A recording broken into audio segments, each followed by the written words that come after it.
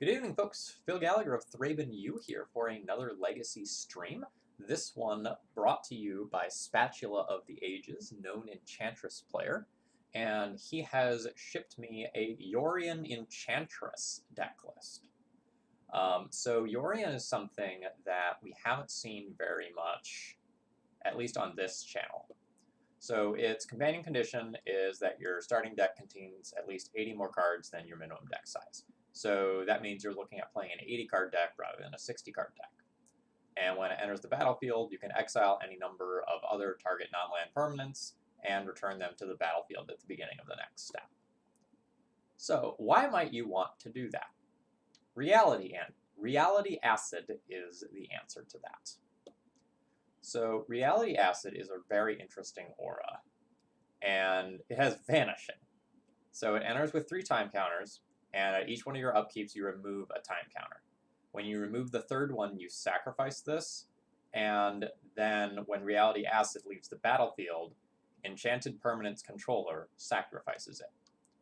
So Reality Acid is kind of like a weird sacrificing Vindicate with a 3-turn delay. Unless you blink it. If you blink it, then all of a sudden it is an immediate, just 3 mana, make that person sacrifice whatever permanent it is. And that can get around some weird things, such as, I don't know, indestructible or something like that. So, the other combo here is with Estrid's Invocation. So you play Estrid's Invocation, which is essentially a clone for enchantments. But the difference is, at the beginning of your upkeep, you can exile this enchantment. If you do, return it to the battlefield under its owner's control. So you play Estrid's Invocation, you copy it as a Reality Acid. And then, at the beginning of your next upkeep, you get to bounce it. And so the Reality Acid portion of it happens. And so that every turn, as long as you have a Reality Acid to copy, you can destroy a permanent of your choice, which is pretty cool. Phil, when are we going to live the dream of hitting Flickerwisp with Yorion? Unclear. Maybe never, depending on whether or not like the entire companion mechanic goes out the window on Monday. So, in order to supplement the Yorion package in this deck list, we have more enchantments than usual that do something when they enter the battlefield. So we have Omen of the Sea, which is scry 2, draw a card, ETB. We have Trial of Ambition, which is ETB, sacrifice a creature. And Ground Seal, ETB, draw a card. And this is in addition to just normal things like Abundant Growth that, enters the battlefield, it draws a card. So the strength of this build is that you get a random 4/5 flyer that can just help you close out games, and you can get a really weird land/permanent destruction package going as the game goes really long. Downsides of this build are that your threat density is a little bit lower. So you have Argothian Enchantresses, you have Destiny Spinners, and 1 Green Sun. And normally when you're playing an Enchantress deck list, you have access to more copies of Destiny Spinner, more copies of Green Sun, and more copies of the 3-mana Enchantress effect, Enchantress's Presence. And so this deck gets rid of those in order to bring in this Reality Acid clone package. And you also get to play 6 Force of Will effects and Brainstorm to kind of smooth things out and make sure that you don't die while you're stumbling over your initial turns. So this is probably going to play out very, very differently from traditional Enchantress, and I've been warned ahead of time that this deck is relatively slow to kill, and that our rounds may take a long time, and that's why I'm starting up about half an hour earlier than I normally am streaming. With that being said, let's just go ahead and jump into this.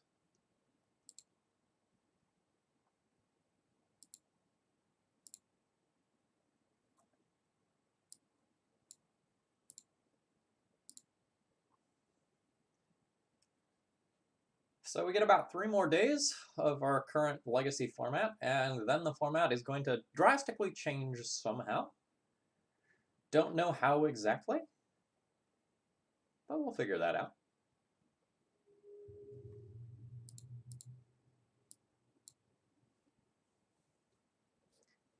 I'm just going to try to enjoy the last couple of days with some ridiculous companion decks.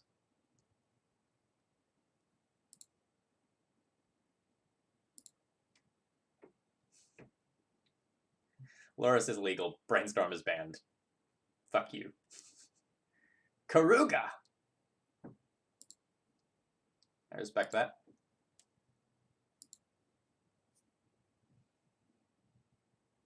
So, what do I do with this hand? I go turn 1, land pass, turn 2, Enchantress, turn 3, ground seal, draw 2. I'm not super impressed by this, but my opponent will probably get tripped up by this elephant grass at some point in the mid game. So Rakanatis, this is a donation deck list.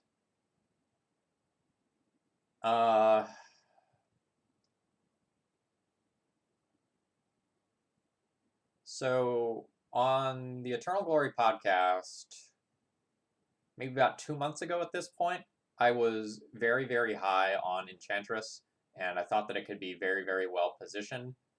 And then I ran into a period where everyone started playing Leovold and or combo decks. And I was also randomly running into things like Spirit of the Labyrinth as well that previously weren't seeing play, and I got obliterated. I assume we have gotten out of that slump, but I don't really know how Karuga lands. No, Karuga punishing Eldrazi is more likely. I don't think I have Dryad Arbor. Do not have Dryad Arbor. How many basic forests do I have? Oh, yeah, I have so many. Never mind.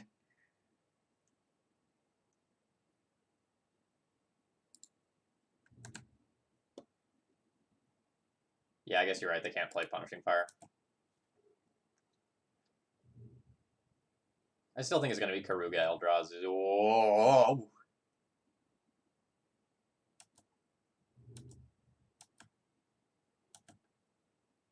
Hey, fetching the Thin marginally is good in 80-card decks, right? Right?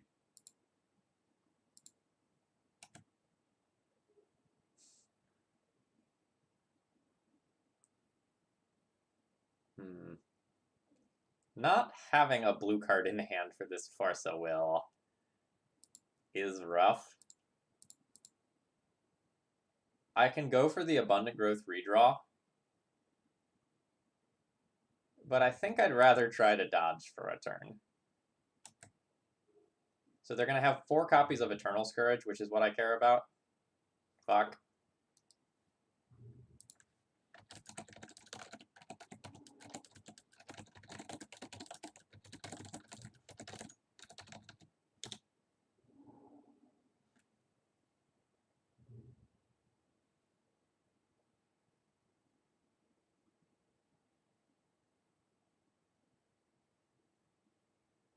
I've just told my opponent that I will concede to a Ballista for 1 if that's their kill.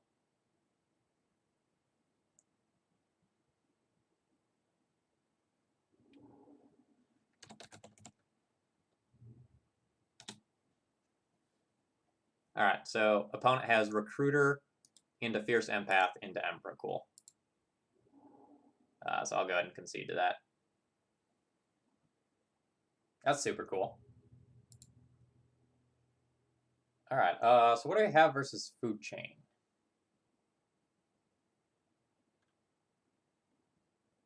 I guess Mindbreak Trap is pretty good. They start recasting things, and then I'll just nuke them. Seal of Primordium is probably good enough.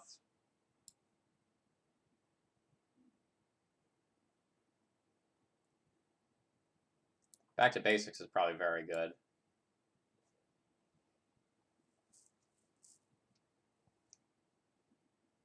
Yeah, so Ballista is 0 CMC creature, so they couldn't actually like play that as their kill. I didn't really think about it all that much when I said it. Like that's just my default thing when like someone starts comboing off with food chain. I just say like, hey, if you have the kill, I'll just concede to it.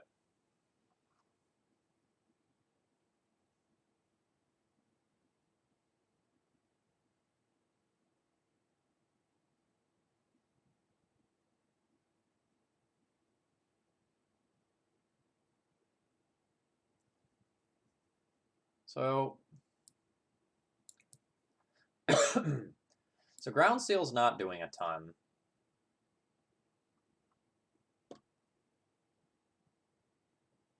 Non-creature, unfortunately. I'll probably board out the Mystic Remoras. Doesn't seem like the sort of thing that I want to be paying for. I don't really know how good Elephant Grass is. Like, opponent is going to have tiny creatures most of the time that I'm not super going to care about. And, like, if they pay 2 mana to attack me with Emrakul, that's pretty bad for me anyway.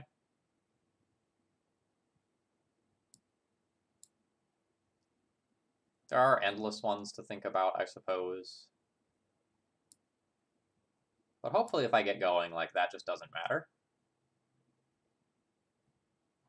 I have 0 games in with this deck list, so, like, I do not know how these games are going to play out.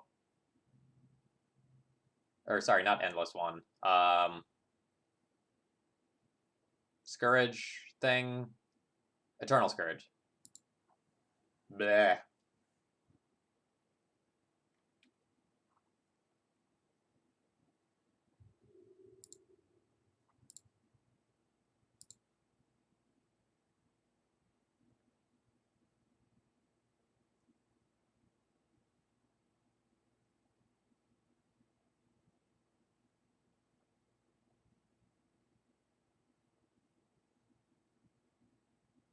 Between Miri's Guile and Brainstormer, I get a lot of digs at a second land. With a second land, I can Omen of the Sea to dig towards something that matters. I don't know how highly to value this Miri's Guile in my 80-card Singleton deck, but my gut says highly.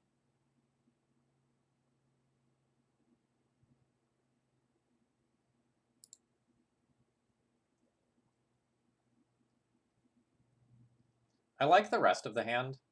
I'm missing an Enchantress effect, but I have something to stop the food chain, something else to stop the food chain, and these attack from different angles. Like one is a counterspell, one is something that I can play out proactively.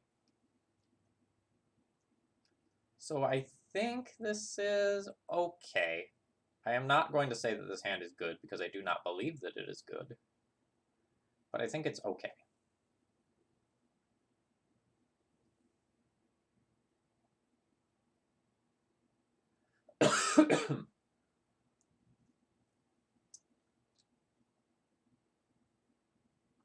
Ooh, Chancellor of the Tangle is in there. Alright, so despite the fact that I'm playing the Back to Basics, I'm going to fetch my Tropical Island on turn 1 here, because there's worlds where I really am going to need to cast this Brainstorm early on.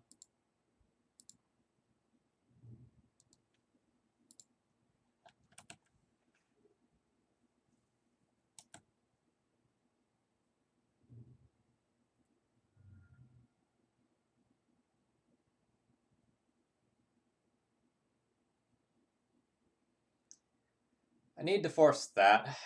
I don't want to force that, but if I miss my land off the Miri's Guile, I will potentially just lose the game, because the rest of the combo pieces are going to be creatures.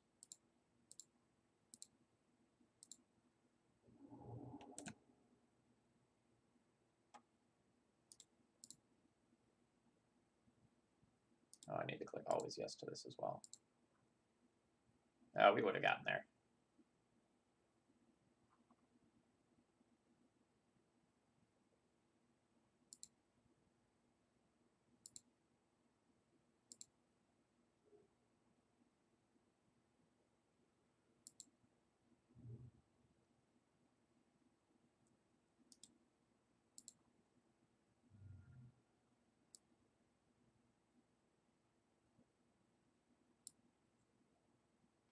Now I think I'm going to start respecting my own back to basics.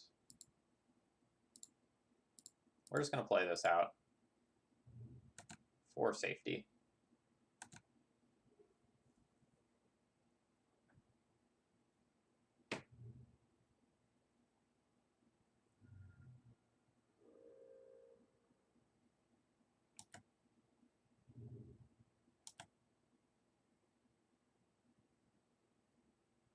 Alright. Opponent has access to the flying spaghetti monster.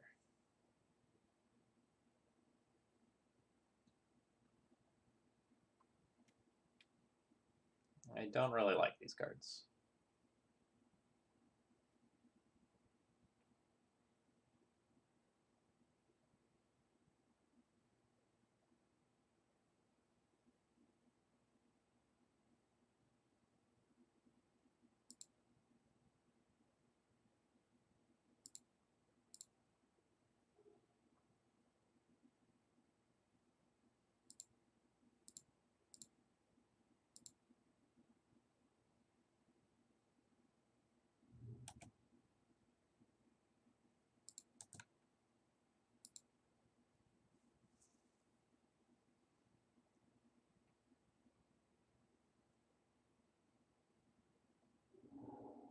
Whoa! Well.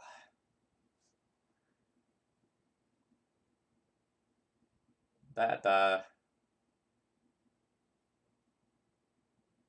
probably need to protect this.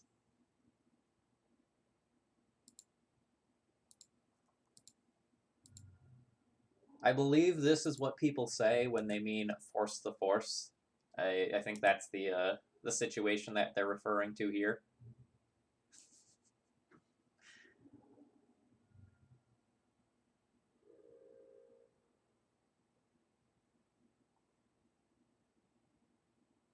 Alright.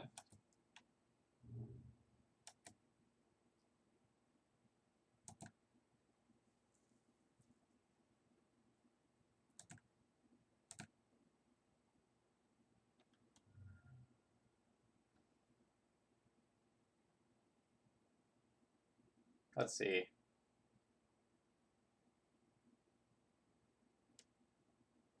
So I can get Estrid's Invocation as slow draw a card every turn, I believe. Cast Estrid's Invocation, use it to copy Abundant Growth. I believe the Estrid's Invocation still gets the ETB trigger. It's not a trigger, right? Yeah. Okay. So we stack this with this on bottom, then this, then that.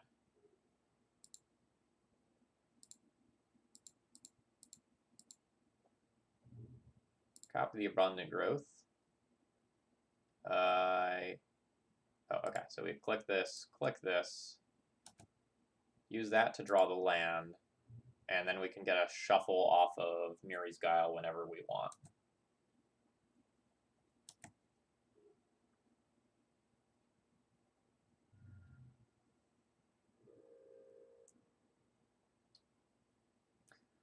We only get 3 turns to find something that will help me stabilize.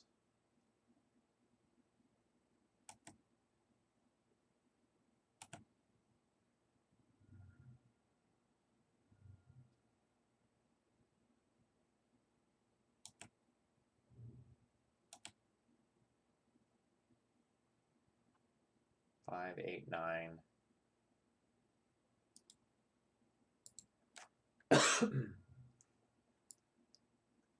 I probably need access to black in case I draw, or I guess I already have access to black, and I should just get basics.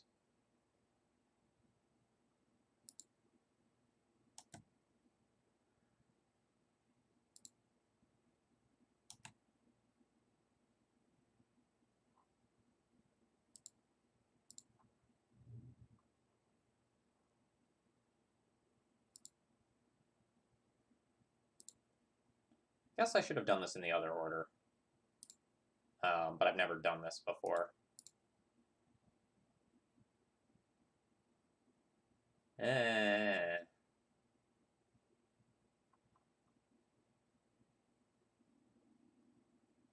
So So we're 5, 8, 9 damage we're taking this turn. No, I'm going to play Yorion and draw a couple cards. I need to take the land here so that I can cast my little friend.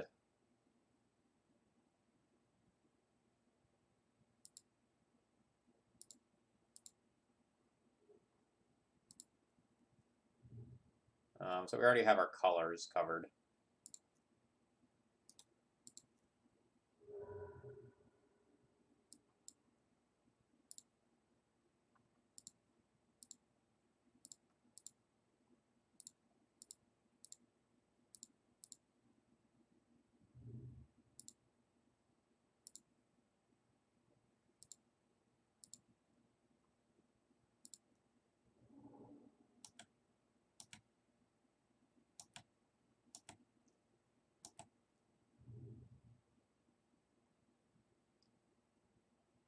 Okay, so I have to copy something different this time because it enters at the same time as the abundant growth. We'll copy a random seal, I guess. Attach this here.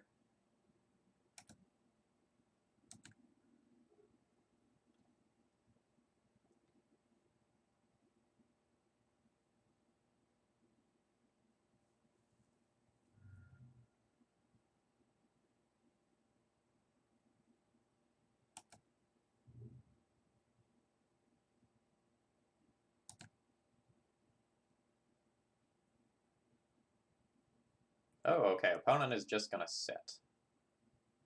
Alright, so let's stack this on bottom and resolve the Miri's Guile trigger first. So we can pick what we want to draw.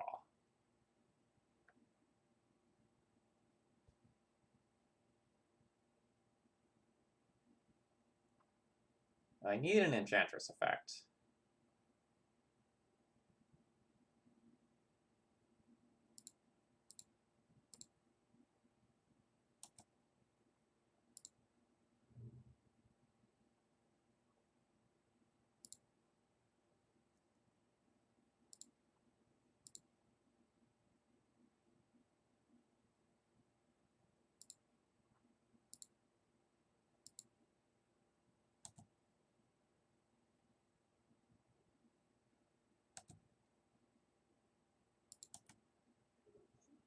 This is a very slow deck to play. I knew that going in.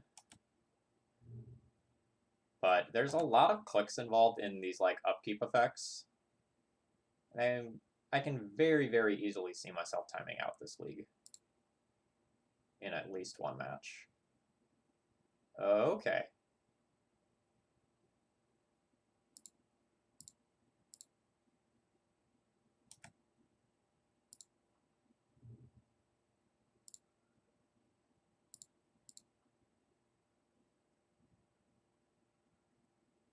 So now each turn I can attack with Yorion and then Caracas it back. And that really helps to break the stalemate. 1, 2, 3, 4, 5. So I can't play something else other than like Utopia Sprawl first. I can play Utopia Sprawl first.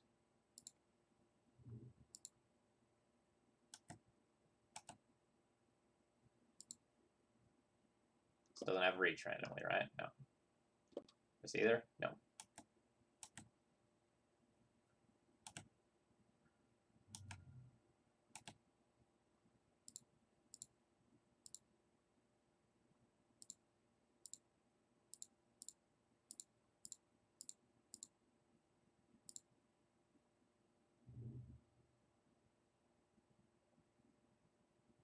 I guess let's just flicker that one to save myself some time.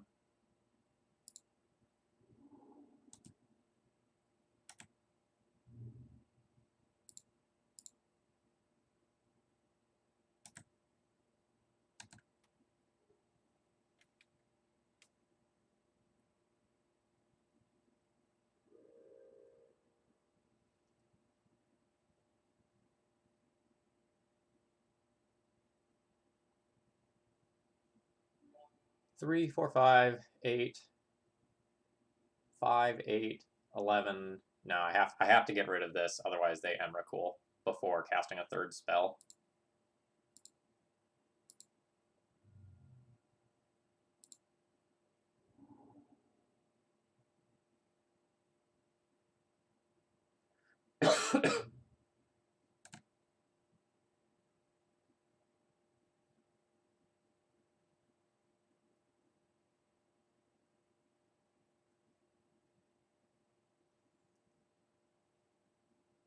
So I can just take 5 from Karuga here, block Eternal Scourge, and then deal with their Karuga next turn via Karakas. I can trade for their Karuga, but then I don't really know how I win. So let's make this block.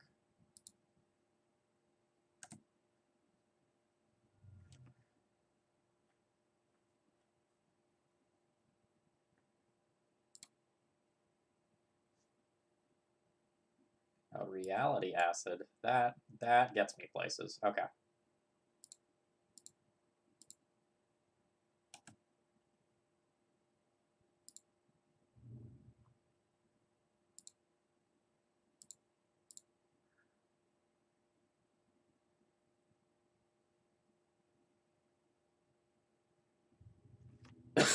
Alright, my opponent is just done with me. I can respect that.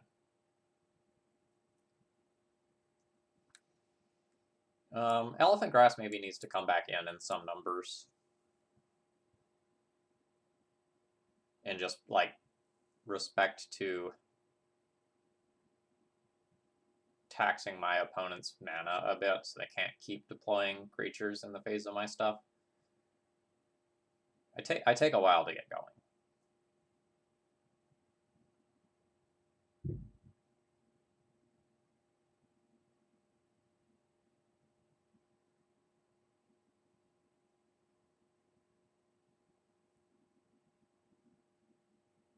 I don't really know how to sideboard.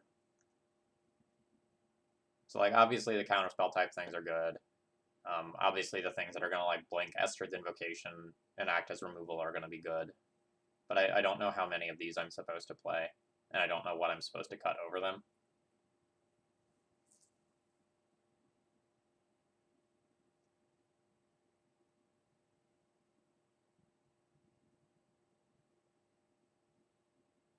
I don't know how good Brainstorm is in this deck.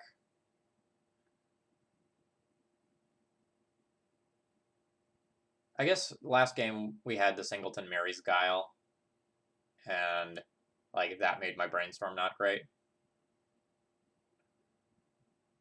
I think a lot of times we're just like brute force drawing rather than like selecting.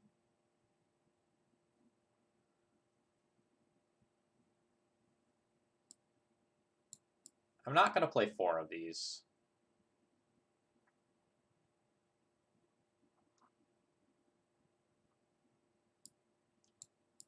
Let's trim 2 Brainstorm. That'll tilt some people.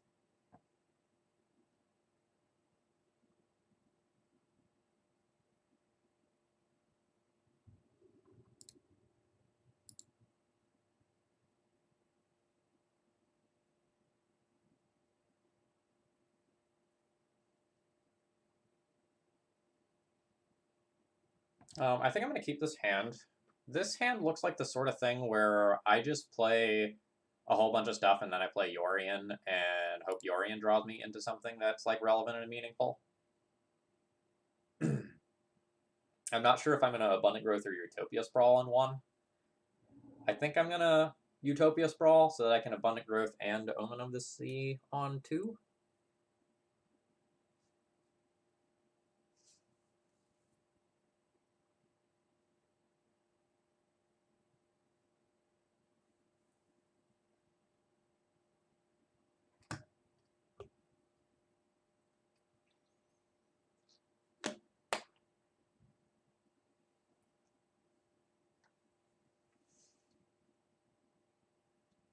Given how aggressively my opponent is mulliganing, maybe I was supposed to mulligan towards Counter Magic or Disruption for the combo.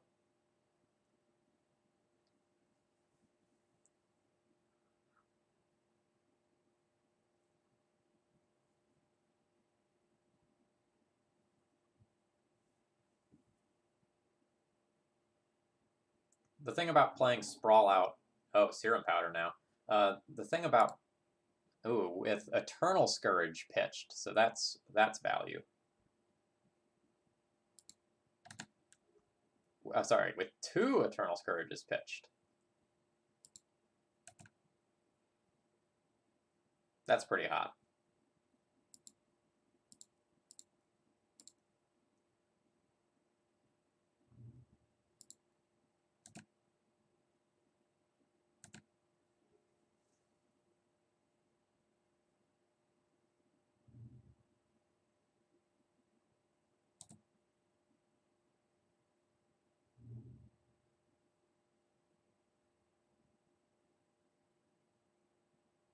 So Reality Acid doesn't need to be the play now.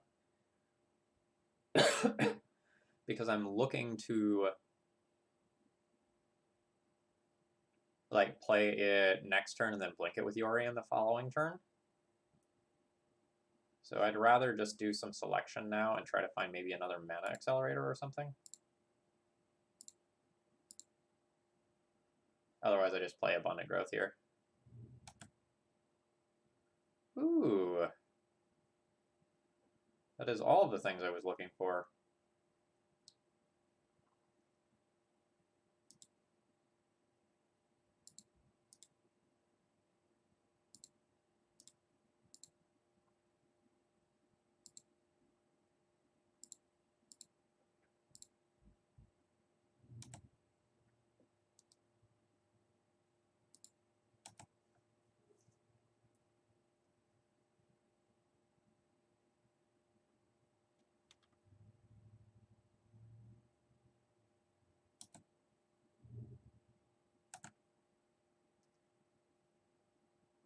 So I'll play Reality Acid and Elephant Grass on my turn, making my opponent's life awkward, and then I'll play Yorion and do disgusting things.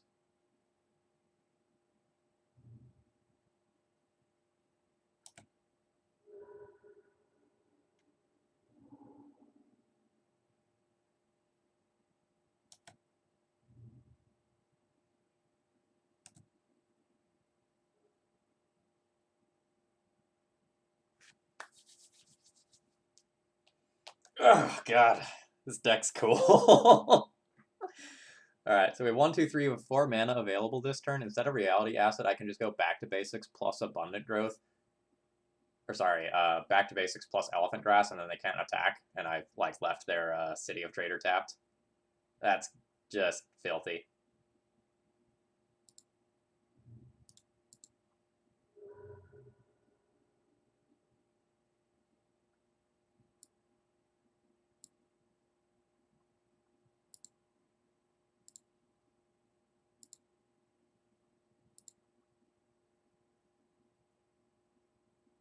This is a real good Force of Vigor if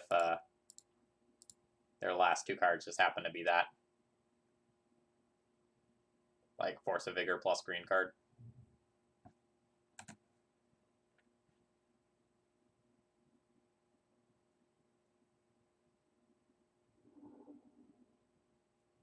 Yep, there's your clip of the day.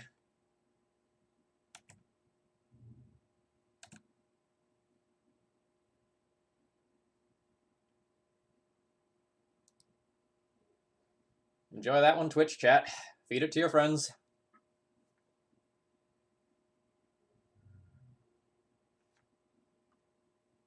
One, two, three, four, five. So I play Doomwake Giant. I block one of these. I take 6. And then I play Yorion the next turn. Or alternatively, just crap enchantments until my opponent dies. That's fine.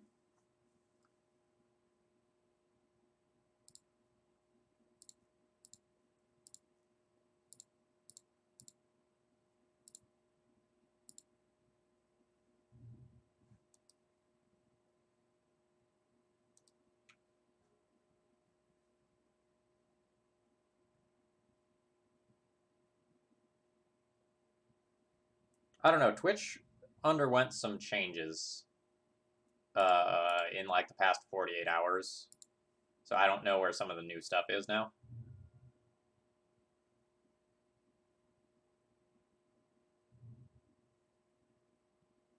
I believe Yorion plus Doomwake does the thing that I want it to do.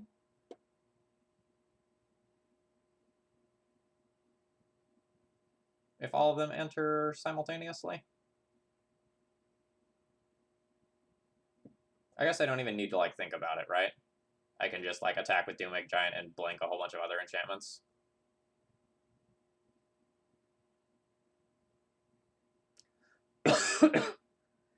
I'm pretty sure it works.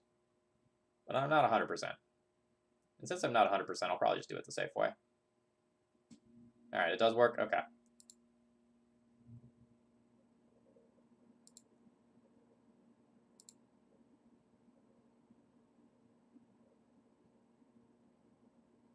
I guess I attack first then.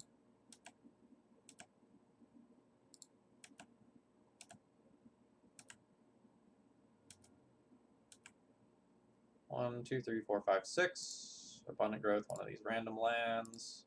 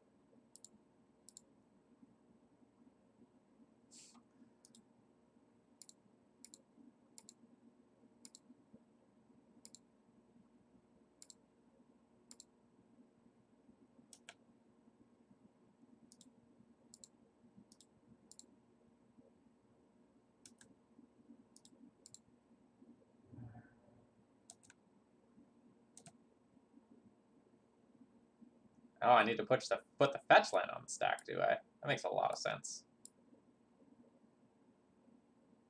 Why bottom Brainstorm? Why do we need a Brainstorm? What does Brainstorm accomplish?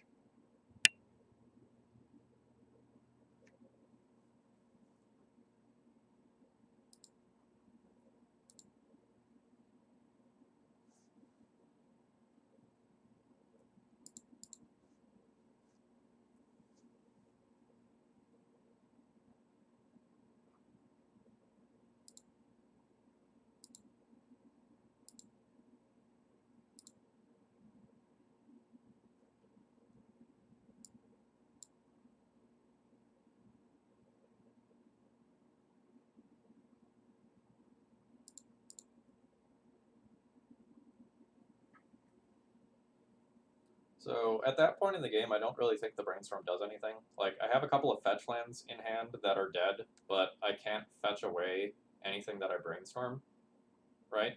So the Brainstorm itself isn't that valuable when you can't fetch. Like, Brainstorm without fetching is not particularly good, right? And so that's why a lot of times in cubes, Brainstorm isn't actually a very high pick, despite how high of a power level card it is in Constructed. So since I'm at 1 life, I just have to like power through and draw cards. So the Brainstorm doesn't really do anything when I'm at 1.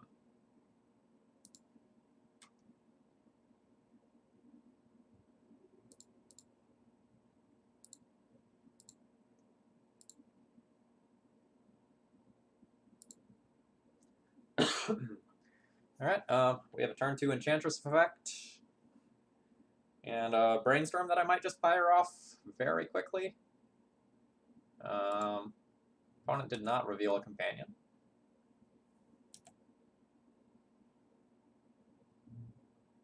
Okay, my opponent is like maybe playing some sort of lands deck, in which case I'm going to take my time with this Brainstorm.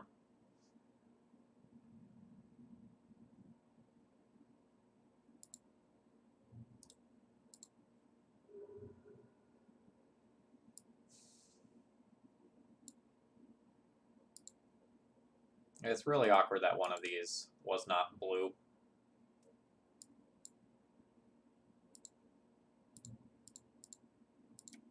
I really do not want to get a basic land here. Or sorry, I really don't want to get a non-basic land here in case I just get wastelanded. Oh? Are we poxing over there? What are we doing? What are we doing?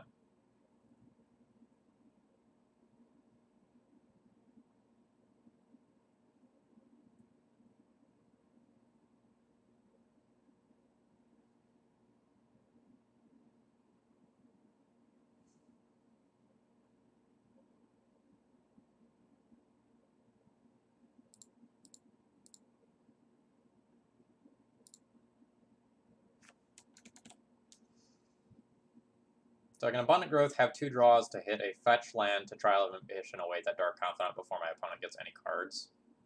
Or I can Brainstorm and look at 1 more card, but then probably not play an Abundant Growth this turn.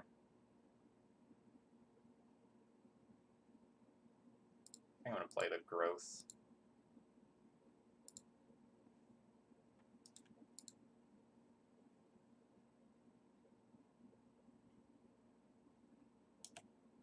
Nice.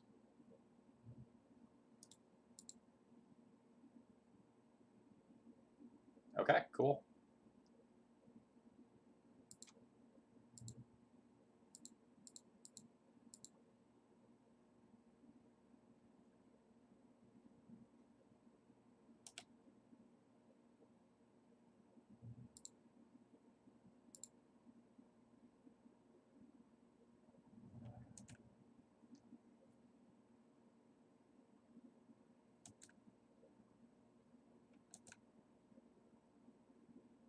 All right.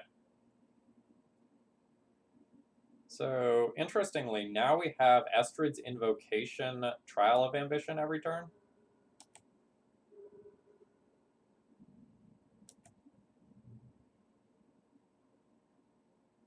Oh! Goodbye, friend. I'll miss you.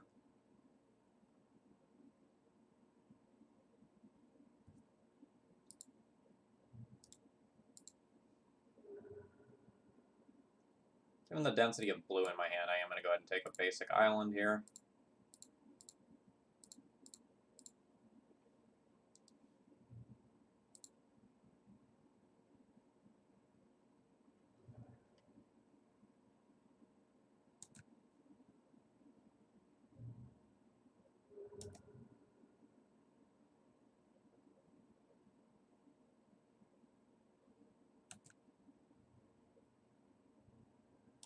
Yeah, I'm pretty good with discarding cards.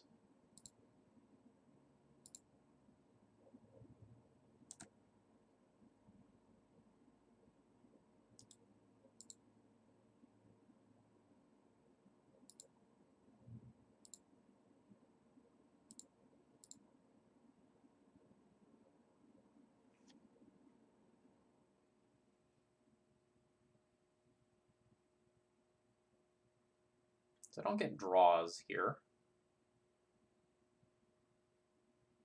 I can just get a second Estrid's Invocation going, which is pretty disgusting against Lily. At some point, I do need to answer this. I can play Destiny Spinner into Yorion, and that like maybe forces my opponent to answer it. I can also just play a Destiny Spinner and Estrid's Invocation on the same turn when I have 5 mana, which would be next turn. And that probably ends up way better for me. Because then I have 2 creatures on board at the same time.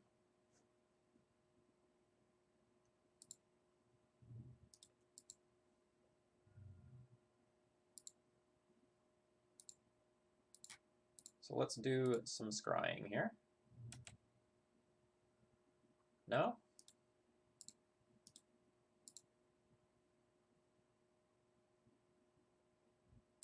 Yeah, so like this is kind of my feel about Brainstorm. I just don't really think it's that good in this deck. A Mystic Remora, that's kind of hilarious.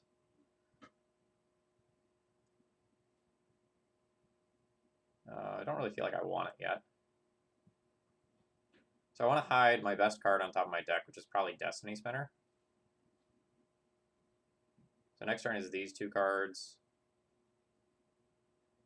Yeah, so let's put away something I don't want. Then hide a good card.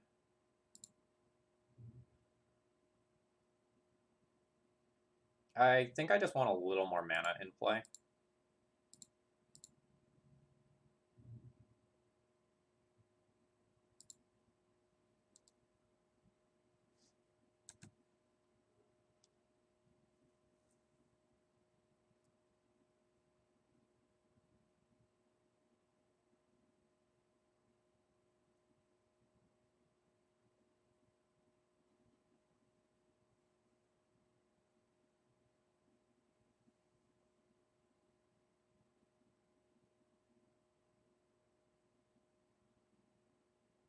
Okay, so no searching, which is actually pretty bad. It's also very punishing that I put the Destiny Spinner on top of my library.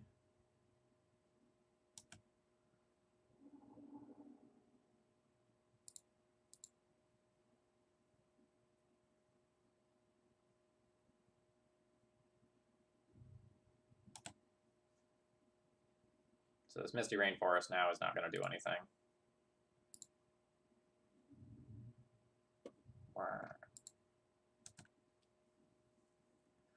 So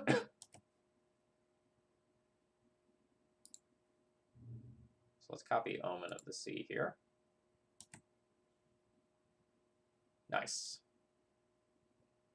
So let's bottom that, top that.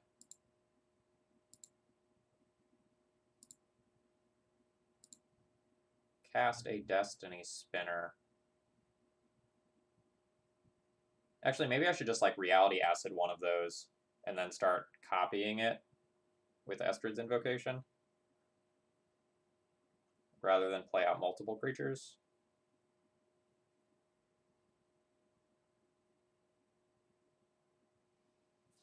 I need to worry about this Liliana ultimate. Yeah, I think I fucked up this turn. That's okay.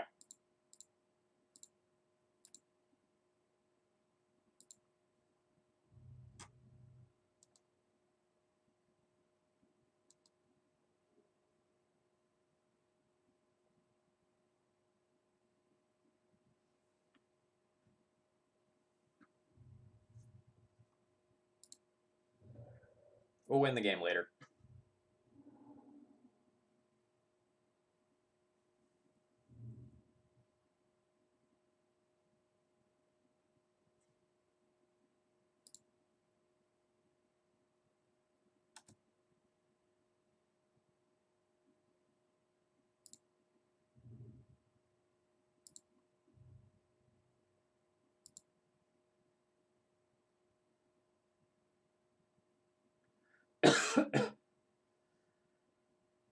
I just go for their swamp first before the Ashiok even.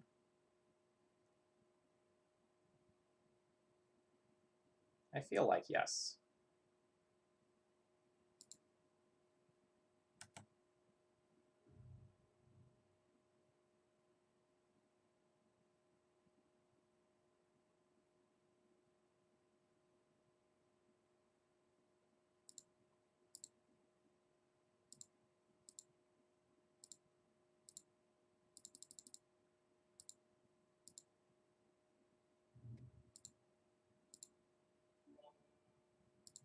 Like that. My opponent likes what I've got going on here.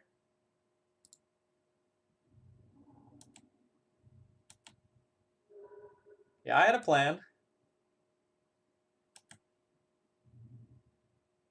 Alright, choose an enchantment to copy. We blinked all the cool ones, so we'll just get another one of those. Let's attach this aura here. Let's attach that there.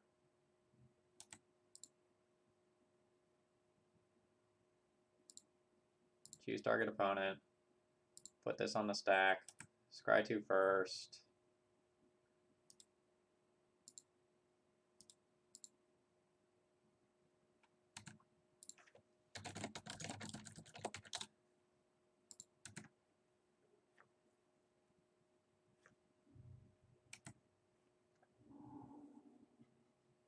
Good luck milling me out, Ashiok.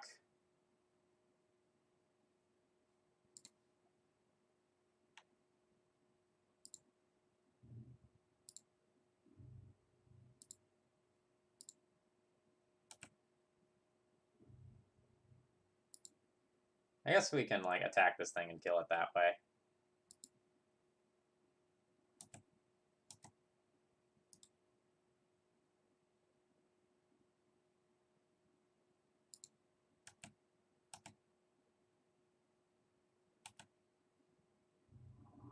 It's fine, I have a plan.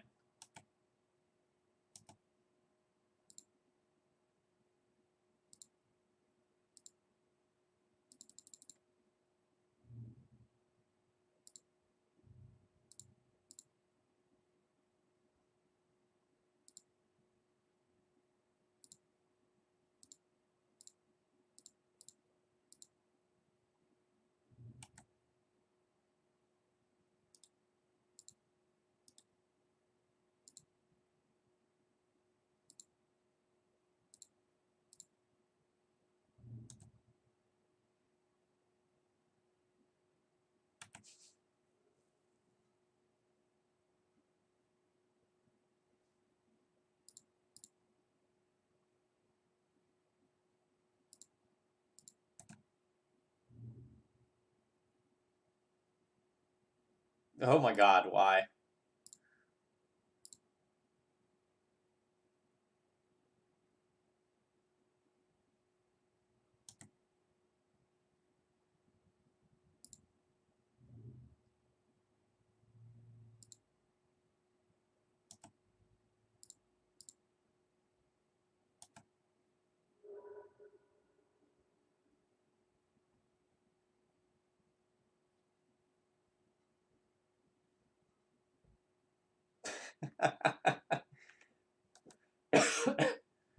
Alright, so we are playing against mono black fun things, which I totally respect, obviously, as someone who enjoys doing that myself. So our opponent is on a Pox-ish strategy, although maybe not exactly Pox.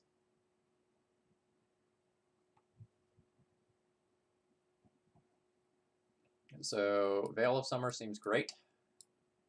Elephant Grass stopping their stuff attacking actually only seems okay, because they're probably trying to kill me with Planeswalkers most of the time. I don't actually know that I'm going to board in that many cards. Like, Ground Seal is probably not relevant. Like, we can board that out, but...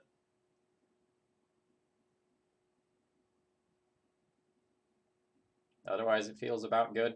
Mindbreak Trap is kind of interesting, just to, like, hard cast versus Planeswalkers later on in the game.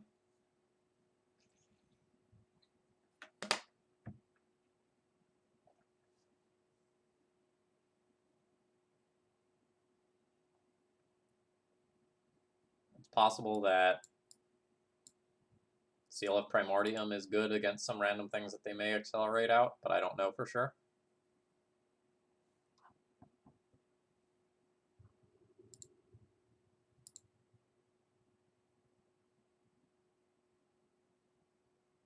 And I'm not sure that my hand does anything.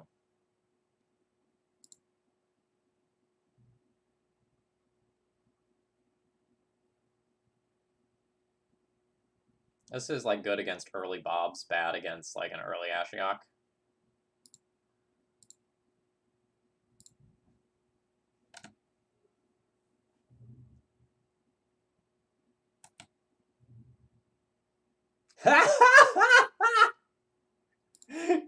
Yes! Hello, darkness, my old friend.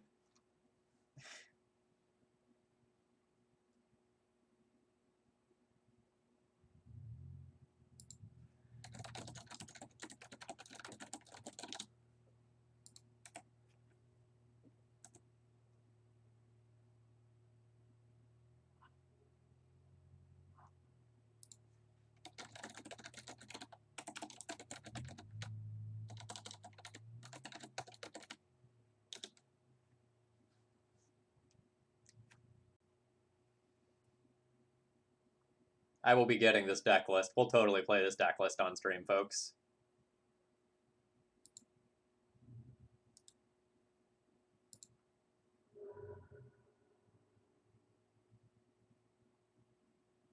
We're going to search before an Ashiok means that we can't search anymore. And I'm just going to Abundant Growth because I really plan on playing Trial on turn 2 to solve this Crystalline Giant problem.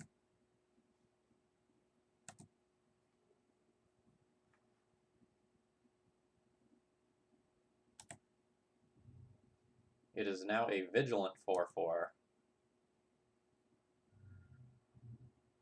Hmm.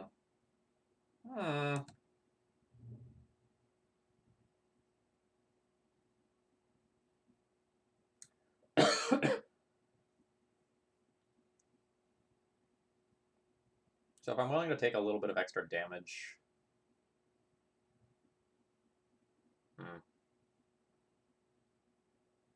If I play Trial of Ambition, I think my opponent gets rid of Crystalline Giant and keeps Bob.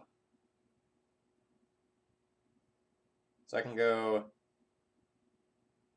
Utopia Sprawl on my untapped forest, tap that for black and green, and then play Trial of Ambition, getting rid of one of their creatures. My next turn can be Argothian plus Elephant Grass, then I can Doomwake and kill Bob.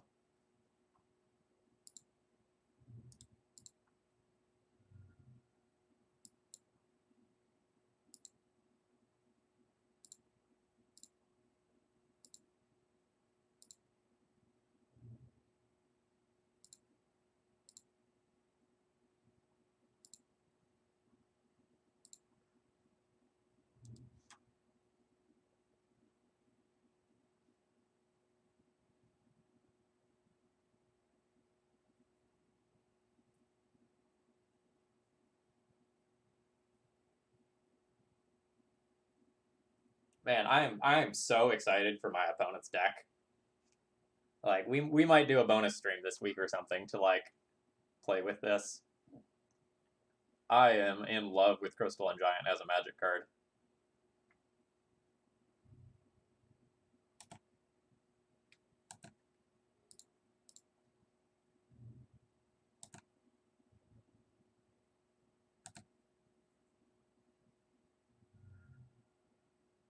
I would like to just draw like a basic land.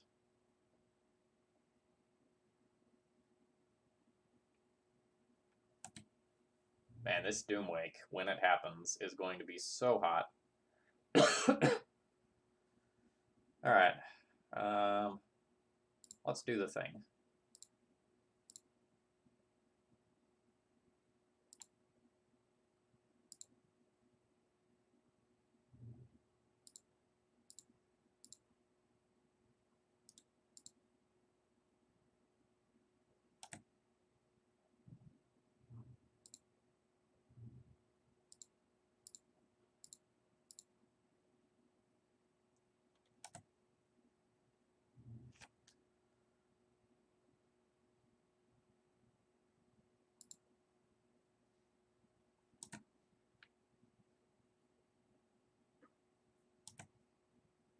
Now, there are worlds where we just lose the Doomwake Giant to a piece of discard, and then we don't get to do all of the sweet things.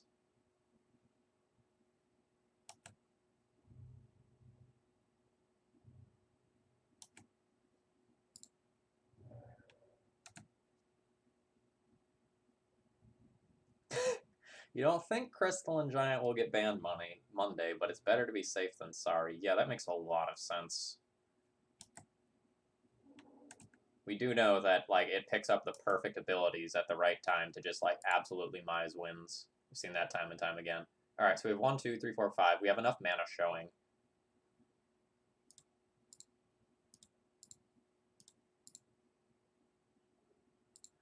This is so sexy.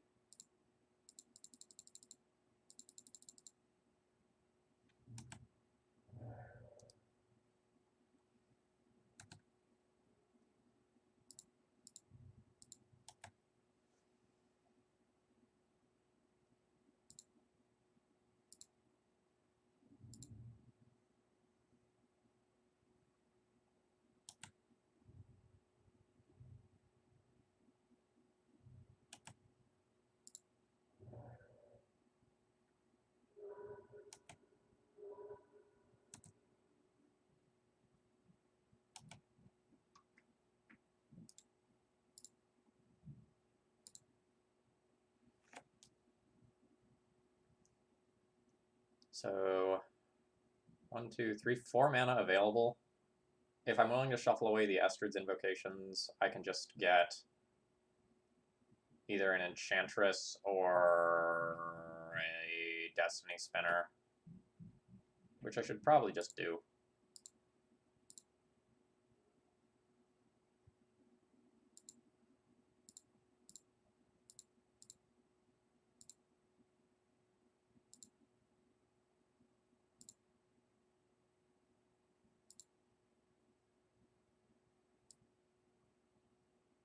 I think I'm just going to take Destiny Spinner.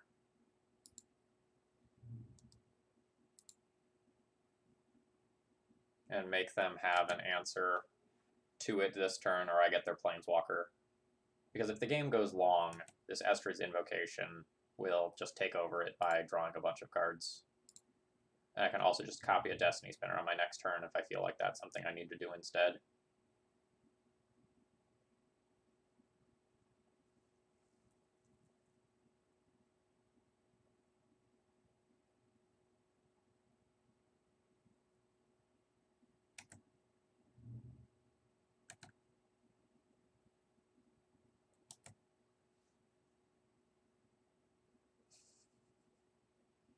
Nice.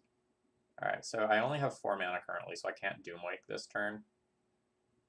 I'm going to cast Estrid's Invocation and copy Trial of Ambition. So let's do this. When does the Yorion blink happen again? Beginning of the next end step. Okay, so I don't want to cast Yorion this turn.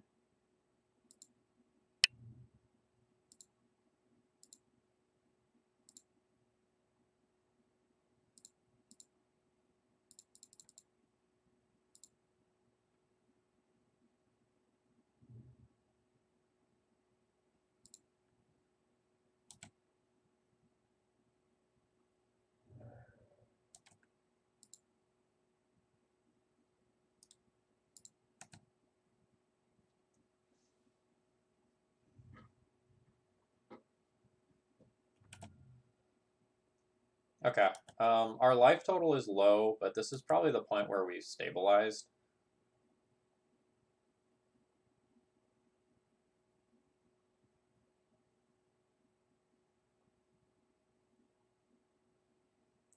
Our opponent's creature-based threats are not a problem currently.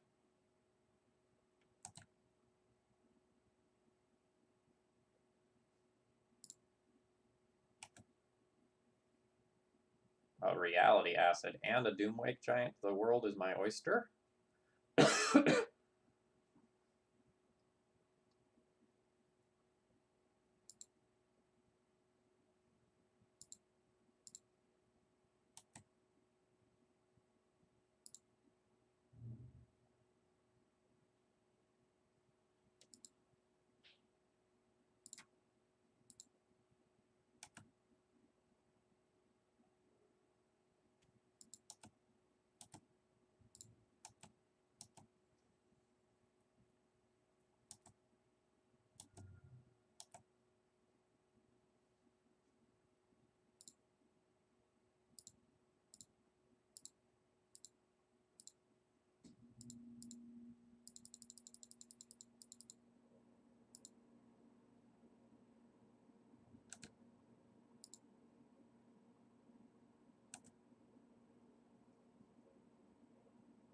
So now my Estrid's Invocation that's in play is just going to do disgusting things.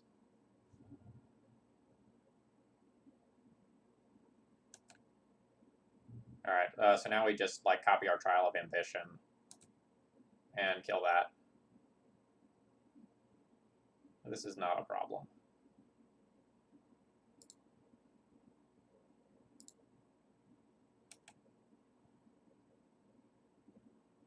Oh, actually, we can just play another one of those.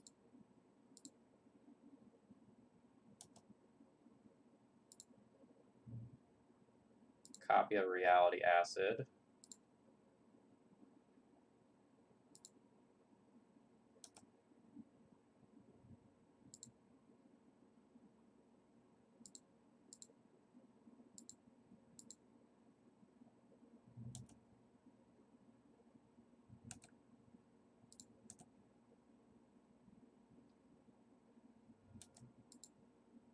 why not put Doomwake third down to protect it? Because I'm focusing on a lot of other things right now, if I'm being totally honest. There is a lot of triggers happening in this match.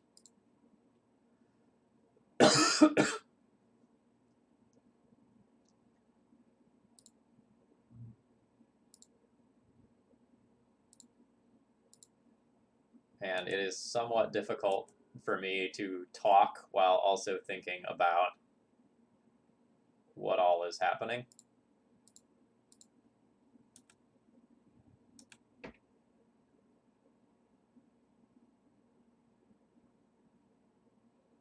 So I could cast Yorion, blink these two, destroy 2 lands, attach the Reality Acid to Bajuka Bog, Astrid's Invocation, and Abundant Growth. That seems fine.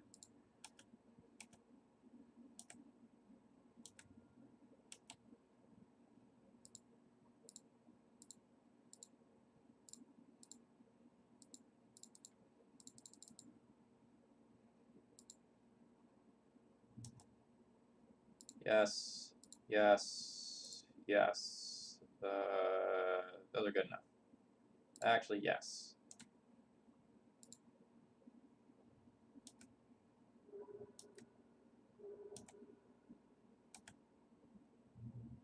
Okay. Astrid's Invocation. Oh, right, I blinked all of my things.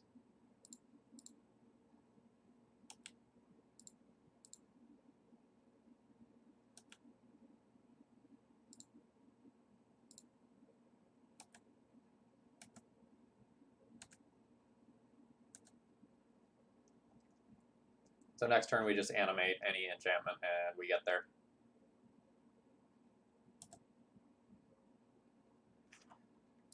GG's.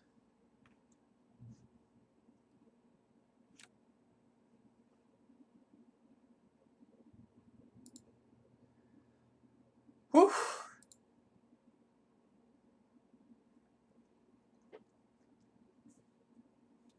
This is a really good play with your food deck.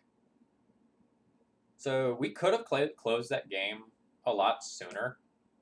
Like, instead of just messing around with Reality Acid, I could have just played, like, Doomwake Giant to the board and then played Yorion to the board and then just destroyed my opponent that way. And without having any matchup experience, like, this is only my second match with that deck, I don't know whether I should have just, like, turned the corner and gone aggro. But it seems like what I was doing helped me play around effects like, say, Toxic Deluge or something like that, where they could have swept the board if I overcommitted to it. And by the time that I played my Yorion in this game, if they killed my Yorion plus my Destiny Spinner with like some top deck sweeper like Damnation or something like that, it just wouldn't have mattered because I would have been drawing so many more cards than them.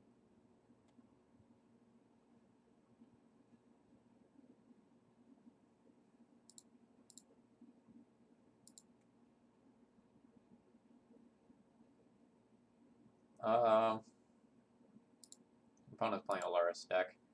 This is a turn 3 Enchantress, which doesn't really do anything given this hand, so I'm going to go ahead and mulligan this one. I'm going to mulligan this one.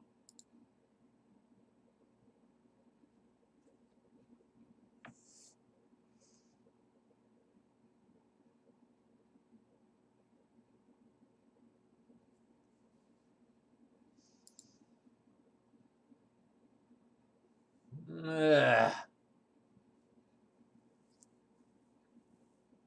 That goes back. This goes back.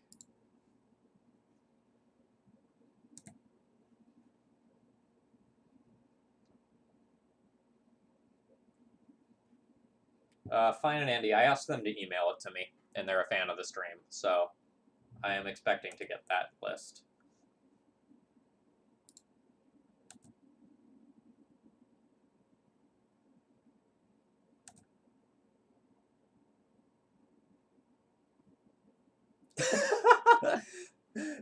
Well, thank you very much for that.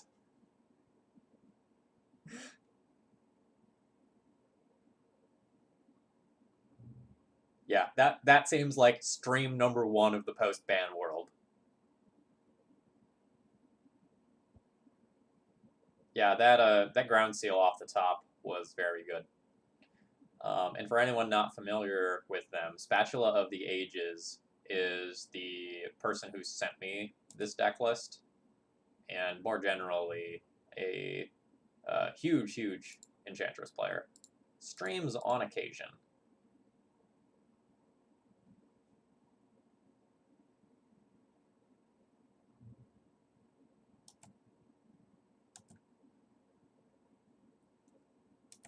So notably, that turn I could have Wild Growth my island instead, and maybe I should have. I was sitting there thinking about what if I draw an Enchantress? I want to have an extra 1 mana thing in my hand, but I have Reality Acid Estrid's Invocation in hand, so I probably wanted to do that this turn. And that was an error on my end. Never punished.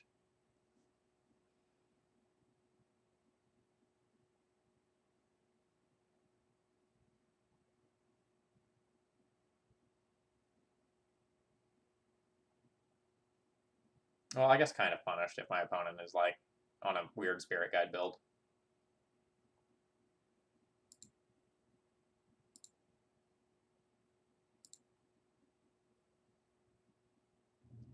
I believe we're 2-0.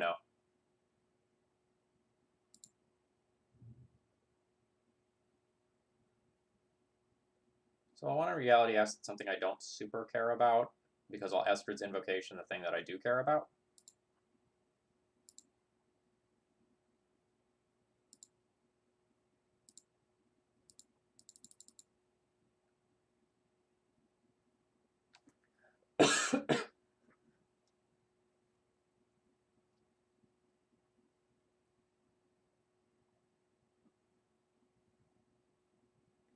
Yes, we have cast Yorion multiple times, and it was very good. Very, very good.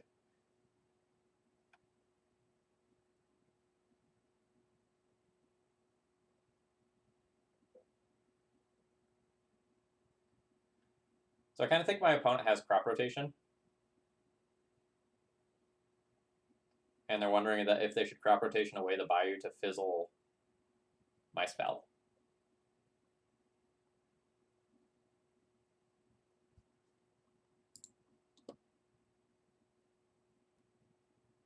I do not have a clear read on the gender of Yorion. Unknown what Yorion's pronouns are.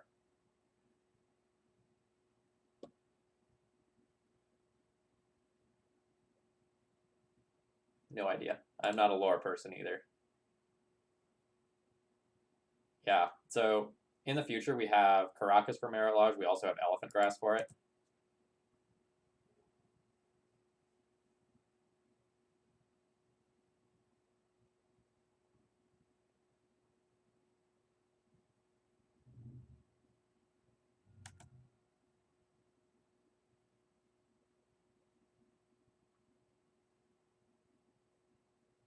Ooh, Infinite No Upkeep Elephant Grasses has not come up yet.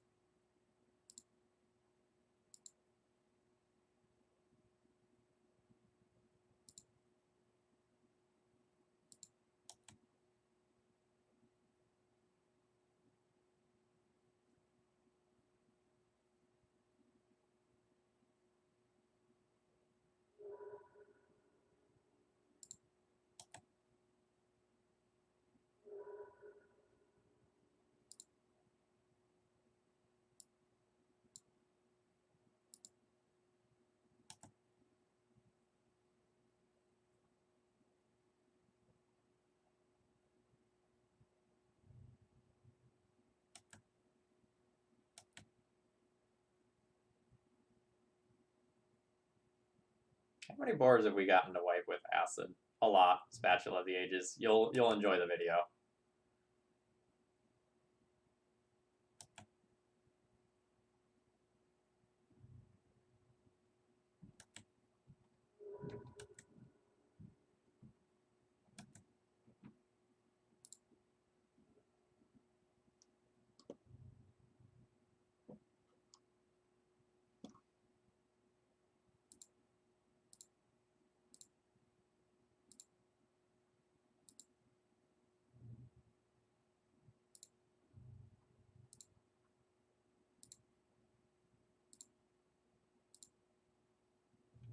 Your turn.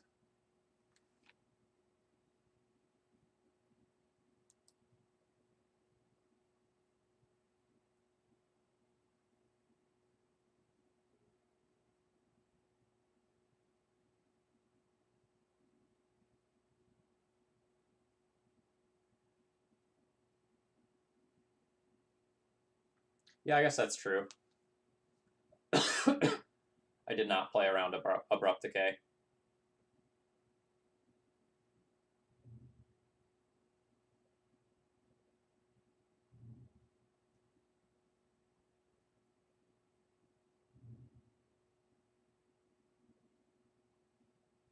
Oh my gosh. Okay. So the vanishing stuff needs to go on bottom.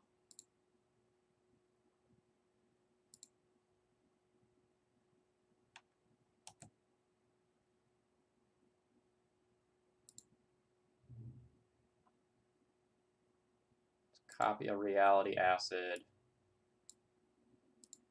Let's attach it to, I don't know, I guess the Merit Lodge. Let's like actually get some of these creatures off of the board.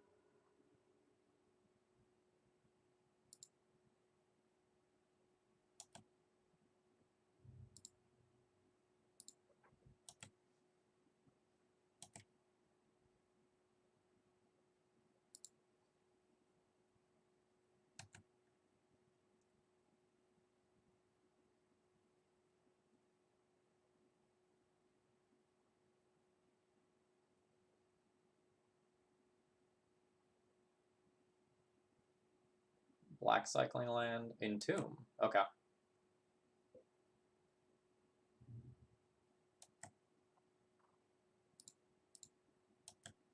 It's an engineered explosives to graveyard. So this is the same build that LSV played against me the other day on stream.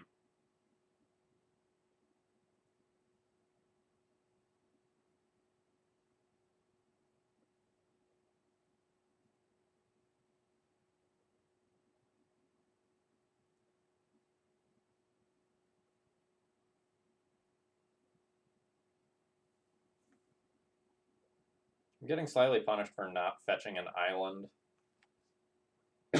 off the Ghost Quarter because now I don't have Hardcast Force of Negation available.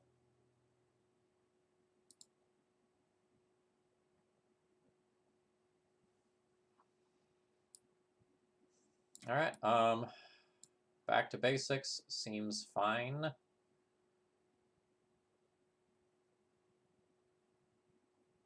I honestly don't know how much I'm going to board here.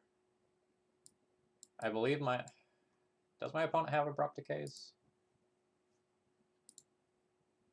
I think they do.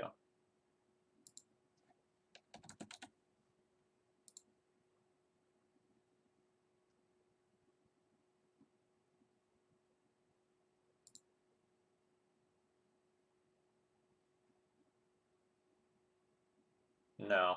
There's Deadweight, EE, Force of Vigor as things that remove things, assuming it's the same build as what LSV played against me the other day. I don't know that Veil's actually good enough. It's like super good at protecting me from the worst possible blowout, but otherwise I think it's a dead card for a large percentage of the time.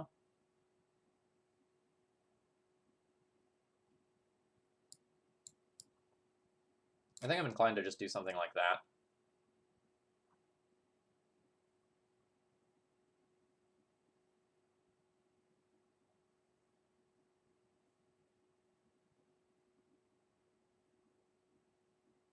I don't know. Mystic Remora is interesting against Loris.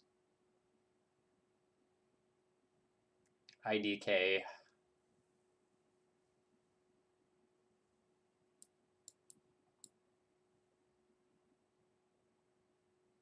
There's also a world where I play Seal of Primordium in case my opponent boards in Sphere Effects.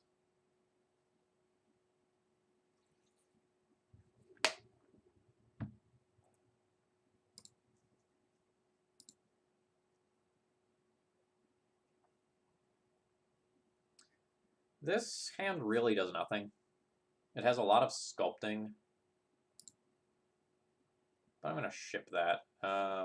This is fine.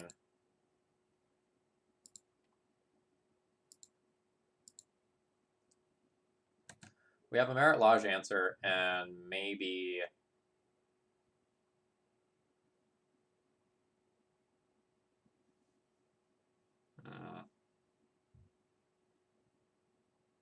I don't really like that hitting play. This is aggressive on my end.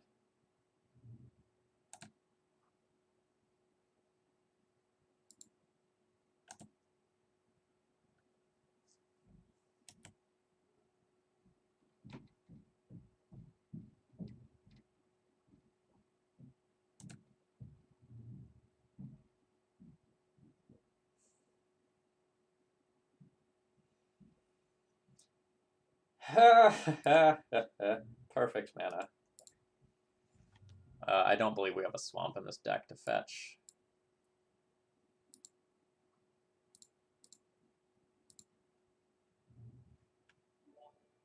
I'm going to pause here for a while and make it like seem like I'm thinking about what color I want, and then name black. Pepperjack, thank you very much for the support. Oh, it is a different list. They do have Abrupt Decay.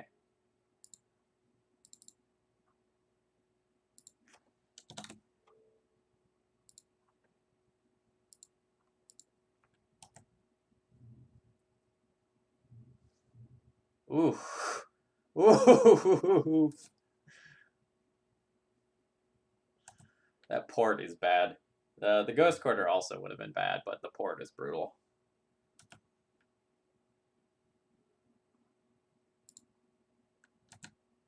Again, perfect mana in terms of colors.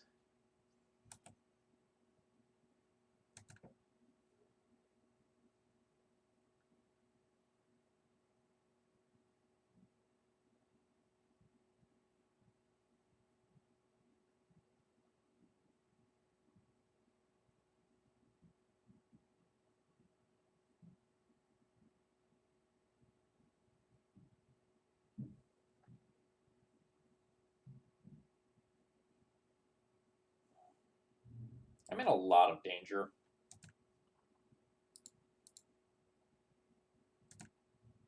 My opponent just, like, uses Thespian Stage to copy another port and then keeps me locked out of this game indefinitely.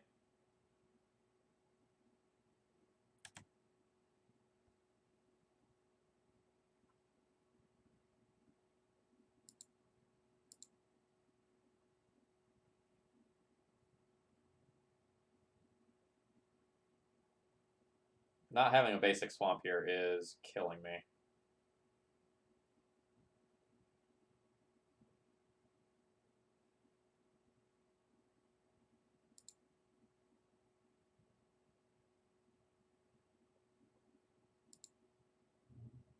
I sacrifice this Bayou for the greater good.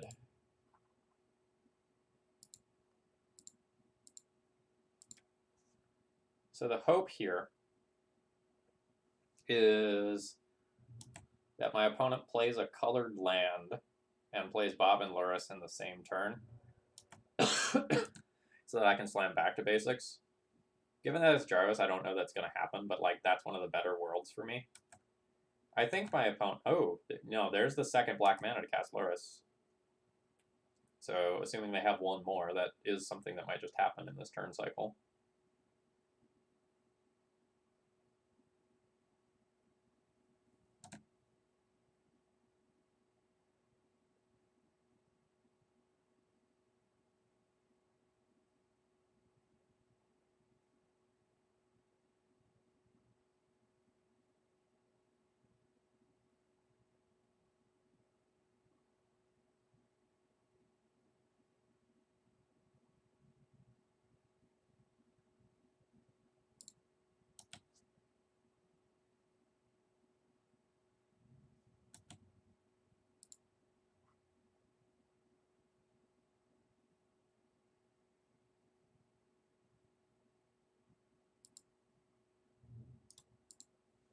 I think I'm just dead to a Merit Lodge here, but there's not like literally nothing I can do about that.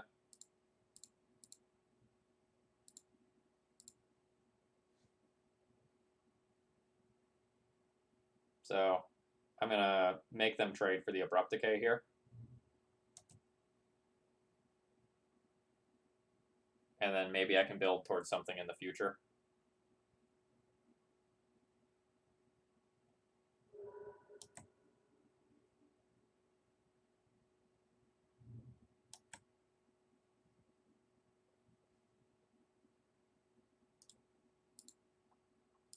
Darn, use sorcery speed enchantment-based removal.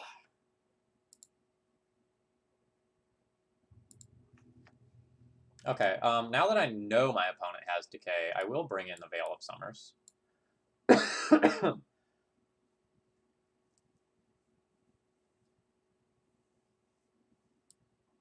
I feel like this can go without really changing my deck much. I have one more Elephant Grass to board in that I somehow missed before. And again, I don't really think Brainstorm is all that good in this deck.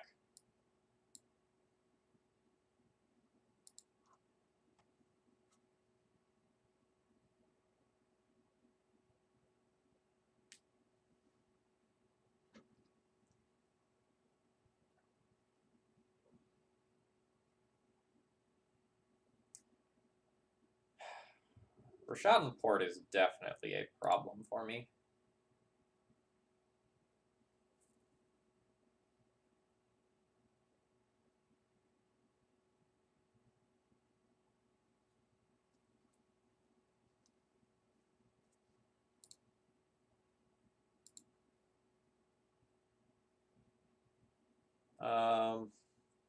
Just Wild Growth into Reality Acid right away. It's maybe not the ideal. We have Force of Will to pitch Reality Acid, depending on what my opponent does.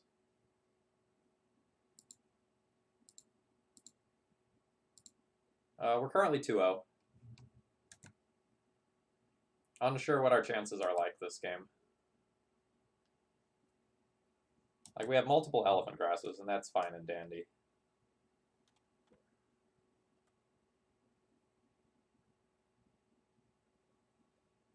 But I don't have any real endgame in this deck. I don't have enough mana to get to Yorion yet. I don't have really too much of anything going on. Riptide Chimera Reality Acid, though, is sick.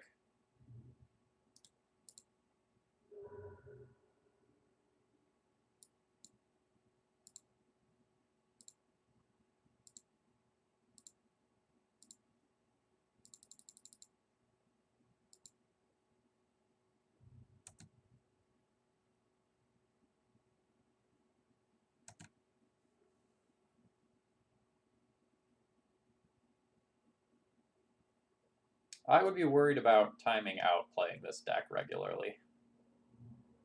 It is a little bit slow going.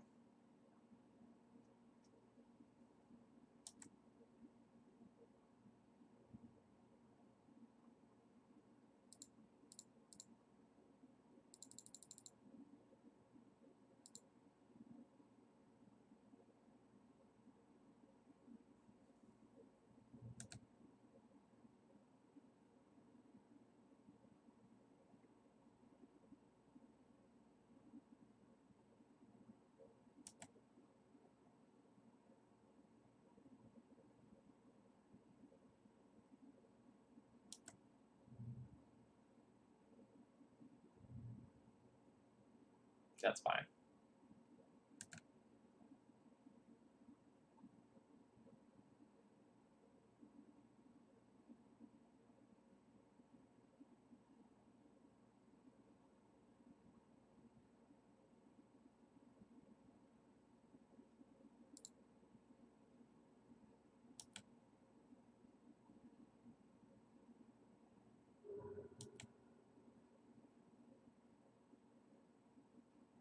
Yeah, Brainstorm has been the worst card in the deck, which is very strange.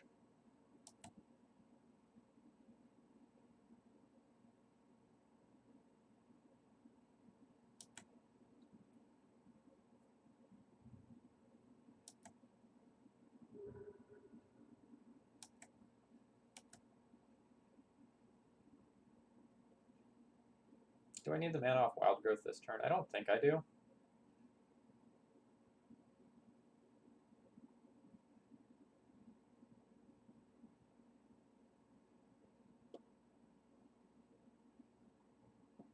I can just bounce this as well. But it's more mana to redeploy. I'm just going to bounce the Wild Growth.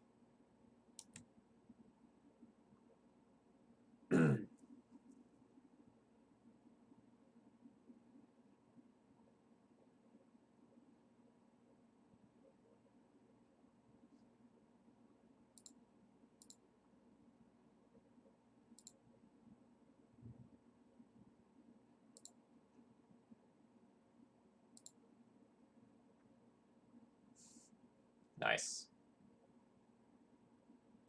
So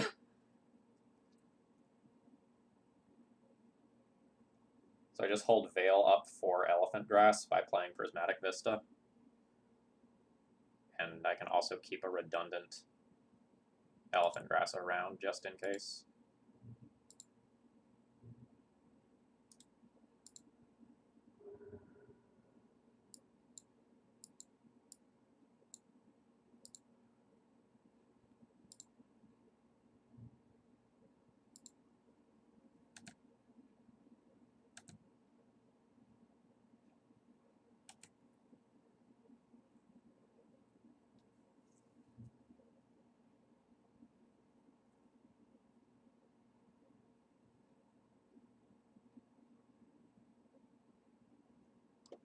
Hexproof from blue and black, huh?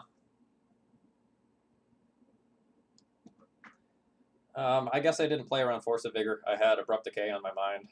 So I could have kept Force over redundant Elephant Grass and beaten that.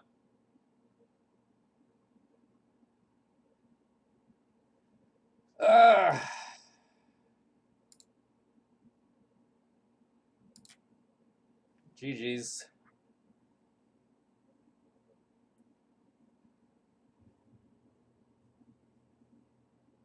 I don't know if my decision was wrong. So I don't have very much mana, so I can't indefinitely keep this Elephant Grass. So having the second Elephant Grass is, I think, pretty important, right? So we get 3 turns with current Elephant Grass before we tap out. And need to play the other one. So I played around Abrupt Decay.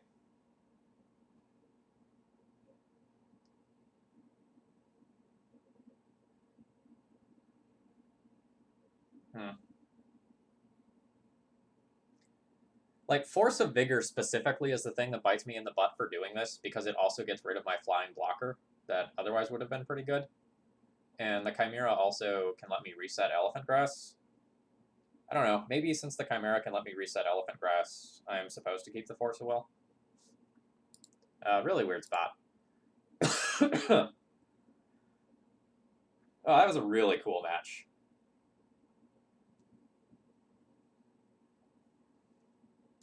I enjoyed that a lot.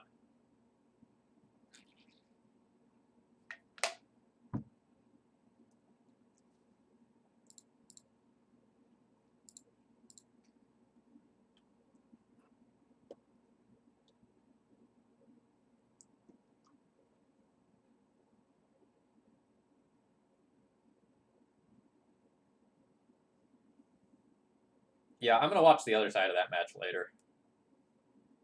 Mostly for entertainment value, because I'm sure Jarvis had some interesting reactions to what was going on.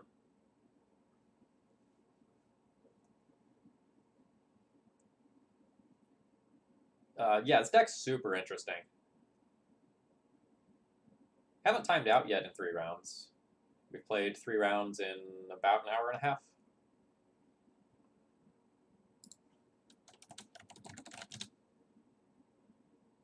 Yeah, an hour. Yeah, so an hour and 41 minutes I've been live. The first 10 minutes of that is deck tech plus just waiting for people to get in the channel.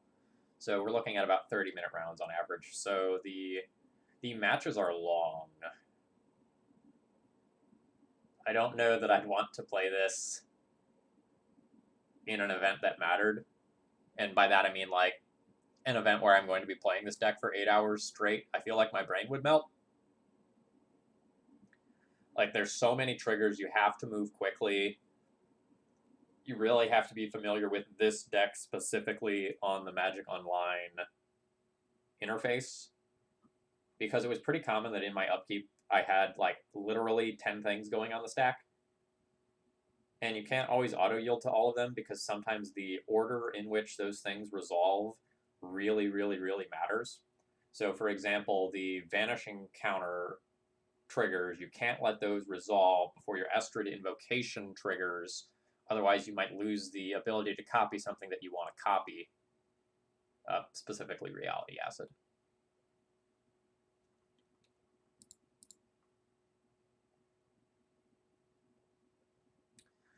Alucartez, yes. So, what day is today? Thursday?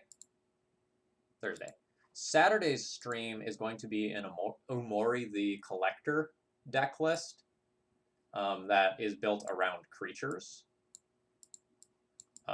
It should be a lot of fun. I believe that was kinda MTG's donation. After that, I have a Lutri Singleton deck list that I'm going to be playing on Monday. Well, I suppose if all the companions get nuked, then I'm not playing that on Monday. Maybe I should play that Sunday. Or do a bonus stream tomorrow or something. I don't know. I have to think about that. I'll ask Connor, like, what he wants me to do on the off chance that, like, the entire companion mechanic gets nuked Monday.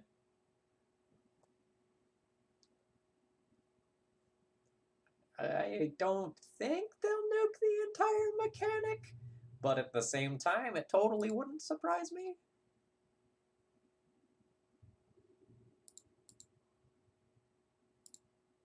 The inert mass.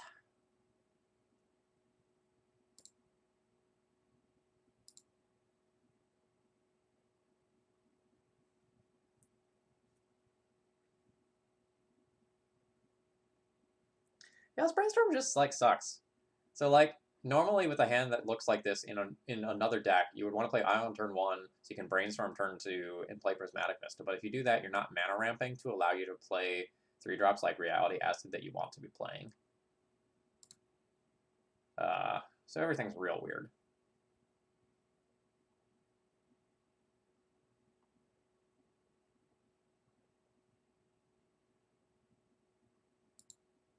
And like I'm gonna use my 1 fetch land here to get a forest to play this Utopia Sprawl in the first place.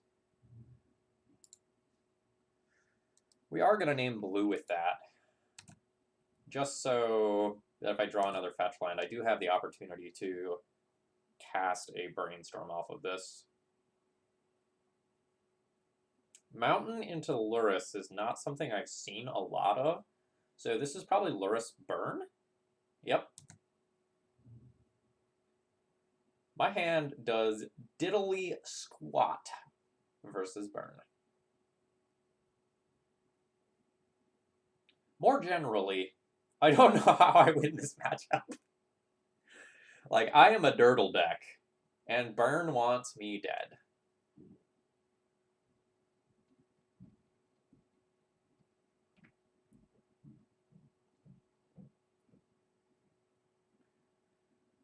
Like, my answers are slow.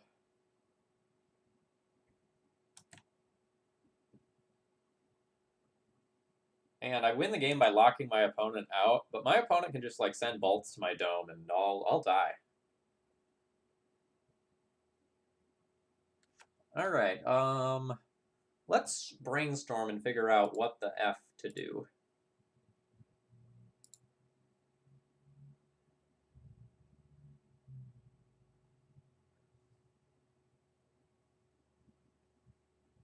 All right, this is pretty good all in all. We'll ship back 2 lands.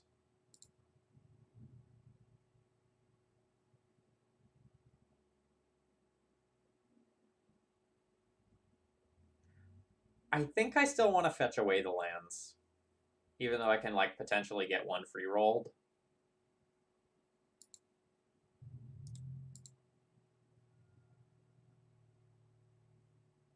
Because I definitely don't want to draw 2 of those things.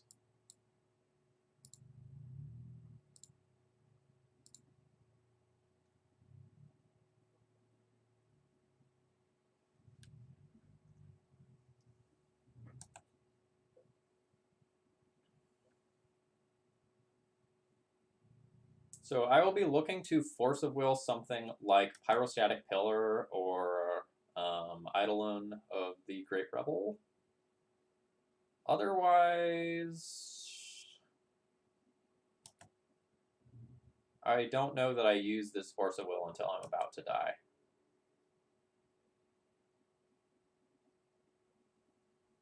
Yeah, our yikes. It's a lot of pressure.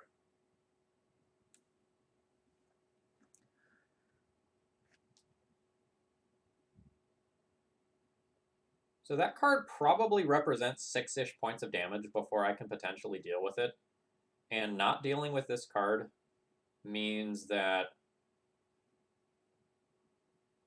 my stupid black card that kills a creature doesn't get the board clear.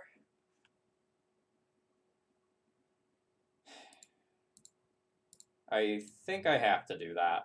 That feels so bad. But I don't have gas currently. And I don't know how many lands my opponent has versus spells.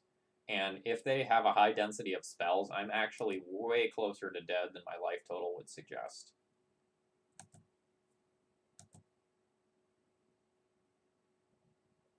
Yes, opponent has a 1-land hand, which is a great keep for burn.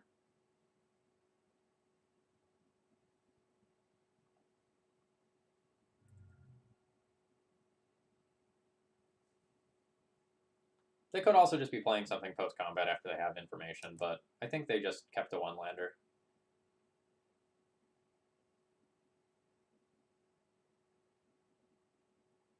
Next turn I can cast Yorion, so I'll definitely Omen of the Sea here.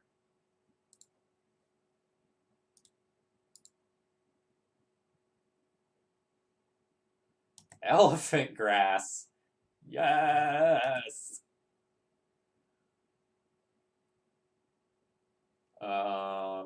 Bottom that.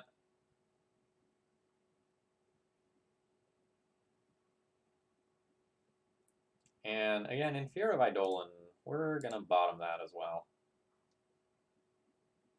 How much greed do I have? How much greed do I have? Am I willing to take 2 in order to put another Enchantress into play?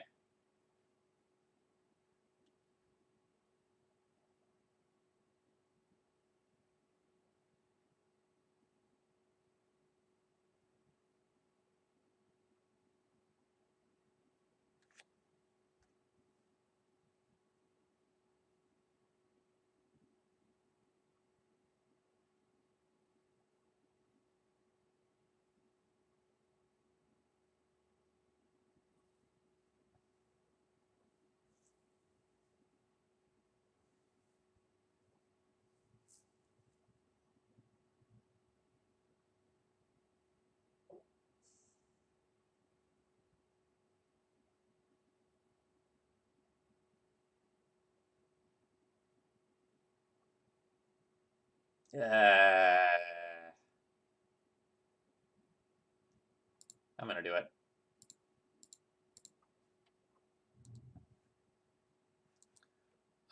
So someone in chat pointed out that I could have played Estrian Invocation, used it to copy Utopia Sprawl, and then used Utopia Sprawl plus my land to cast Omen of the Sea. I think that's a pretty good line. Alright, so I took 4 for playing not Elephant Grass. I can chump block once if I want to, depending on what my draws look like.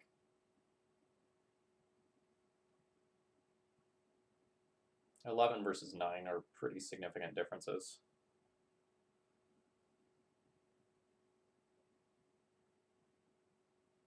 Nine means Bolt, Fire Blast kills me over 1 to 2 turns.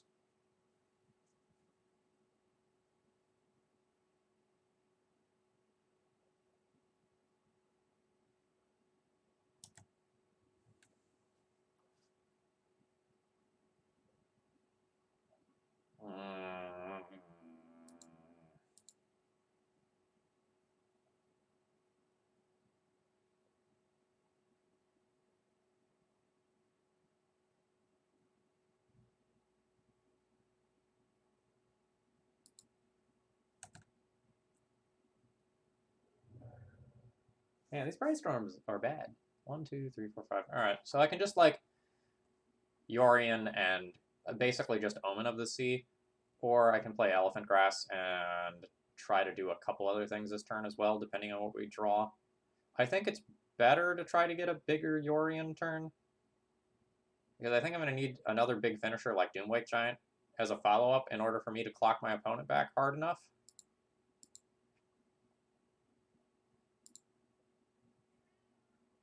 Okay, Force of Will is a fine draw. So we'll copy this.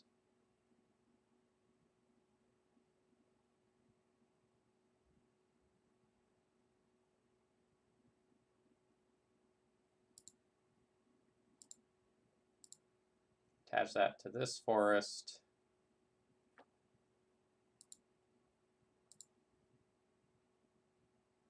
Oh, Mystic Remora. So I guess that's like just a fine draw card. We still have the Brainstorm to pitch to a Force of Will.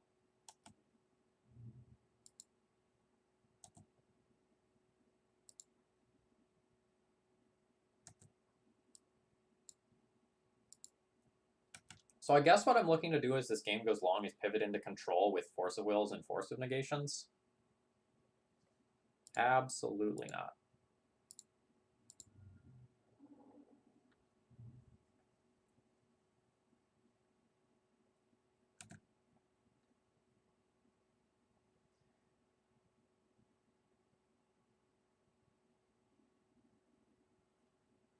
So I have 1, 2, 3, 4, 5, 6 mana this turn if I fetch and go to 9.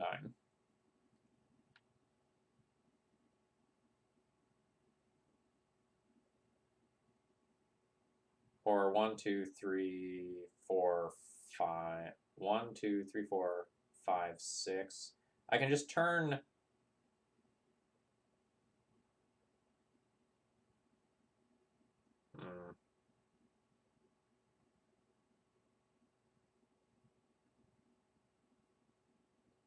So when I'm counting my mana, I'm thinking about whether or not this Utopia Sprawl is still going to be a Utopia Sprawl.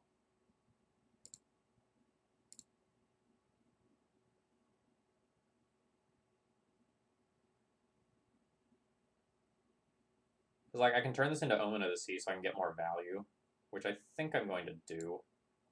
1, 2, 3, 4, 5. So that's Yorion mana, so I'll have 1 extra mana.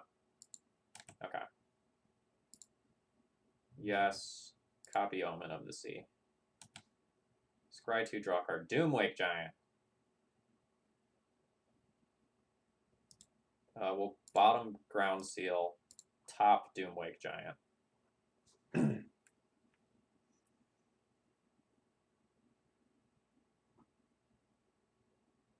So I will play Doomwake Giant this turn instead of Yorion. So I have 1, 2, 3, 4, 5. 6 after I fetch. So I will not pay for Mystic Remora, but I will pay for Elephant Grass.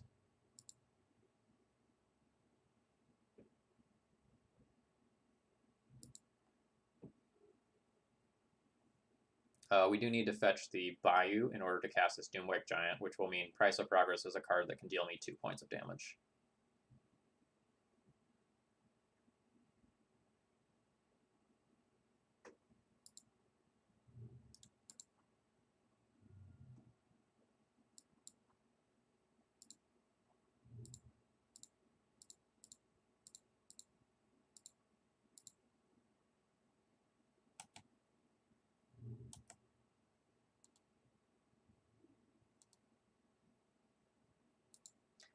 Yeah, okay. So I could have paid for Mystic Remora and Elephant Grass off the same land if I tapped the land prior to casting, or sorry, not casting, before turning it into an Omen of the Sea. So I had small misplay there. It probably doesn't matter because my opponent just like bolts me 3 times and I die. My opponent's hand has got to be stacked.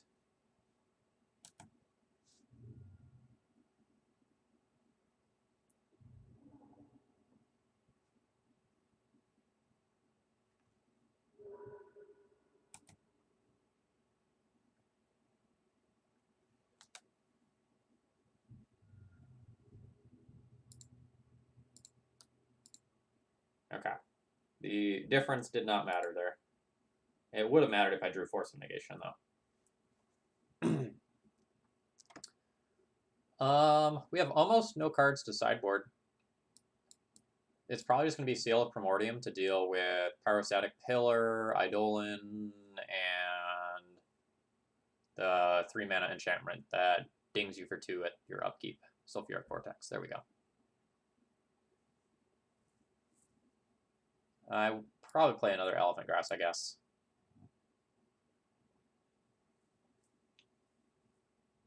Alright, what don't we want? Ground Seals are really slow. Green Sun and Brainstorm are kind of bad as well.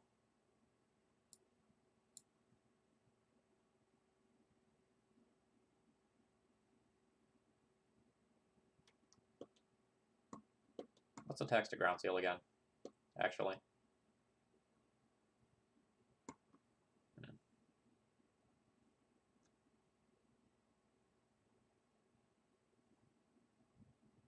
Don't shoot me for saying this, but I actually wonder if Brainstorm is worse than Ground Seal. Because we can copy the Ground Seal with Estrid's Invocation, we can return it to hand with Riptide Chimera, we can bounce it with Yorion, and then Brainstorm, you know, has been very awkward all league. Like, Ground Seal is obviously very bad, but is Brainstorm worse? I actually don't know. And I'm not joking. But Brainstorm is very bad in this deck.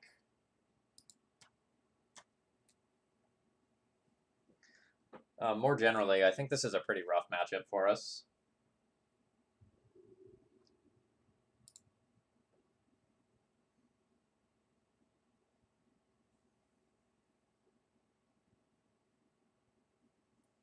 So, like, we don't have Solitary Confinement like Enchantress sometimes has to just Mize wins.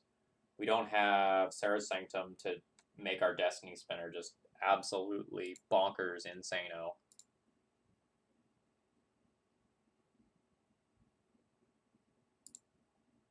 And we don't have Leyline of Sanctity to prevent ourselves from being targeted.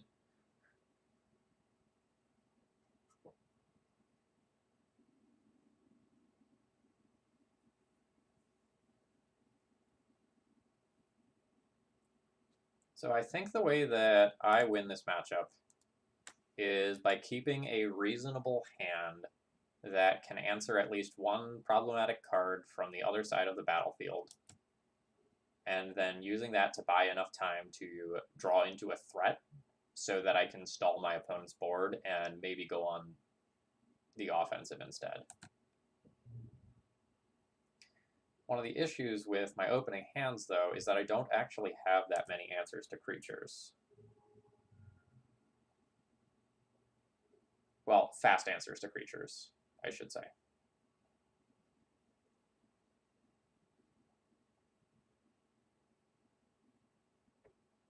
I think I value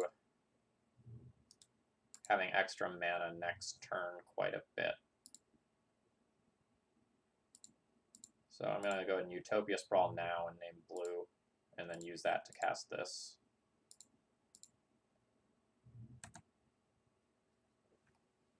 I have 4 mana available next turn, which means I can Omen of the Sea into a 1 or 2 drop, or Reality Acid plus a 1 drop.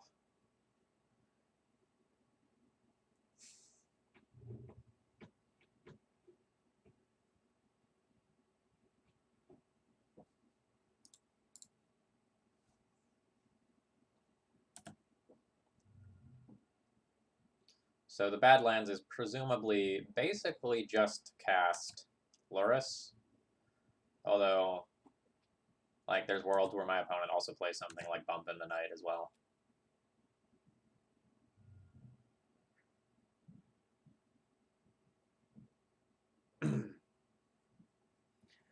So I can do Mike next turn, which is quite good. So let's play towards doing that and try to find another land here with Omen of the Sea.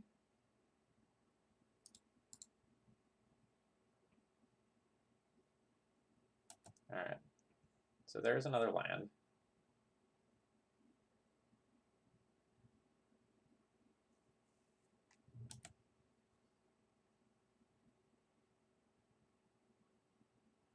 Actually, Prismatic Vista doesn't do it, right? I don't have black yet. So I need to bottom both of these.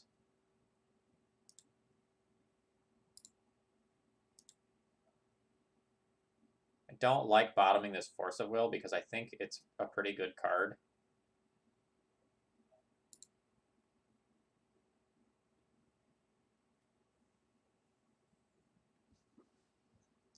But I think I really need to cast Doomwake next turn.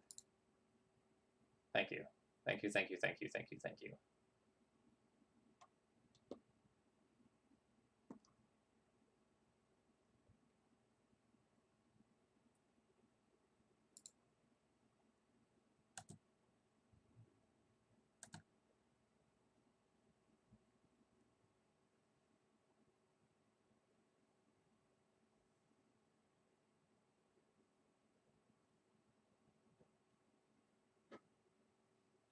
I will be hoping that Doomwake into Yorion, or vice versa, will be enough to keep me alive.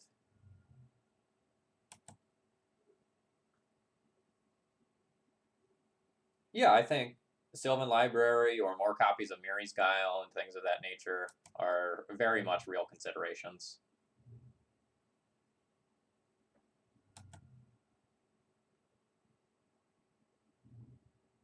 So real talk, I maybe should have considered Force of Negationing that Bobble because of Lurrus.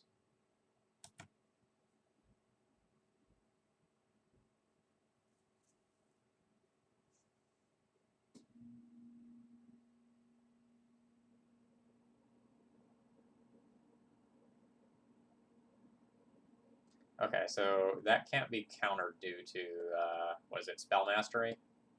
Womp, womp, womp. That stings, and Monastery Swift Spear hits me for 1 billion.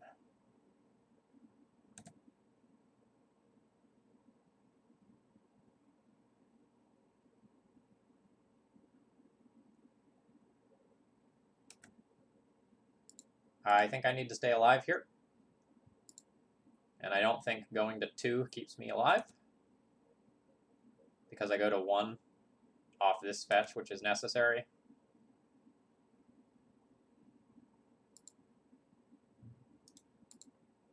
And then, like, anything slipping through at any point gets me.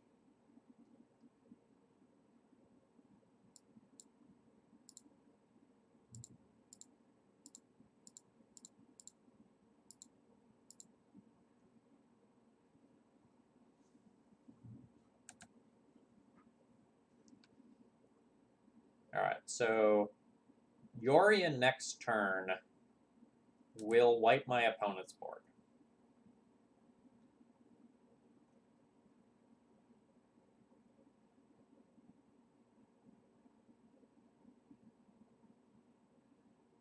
Two points of damage, putting me to 3. Yes. Yes.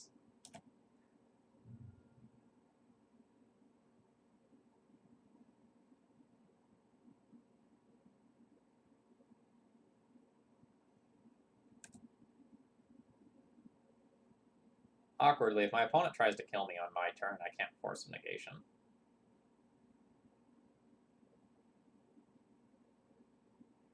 We'll see if they see that line. It's very bad for me if they do.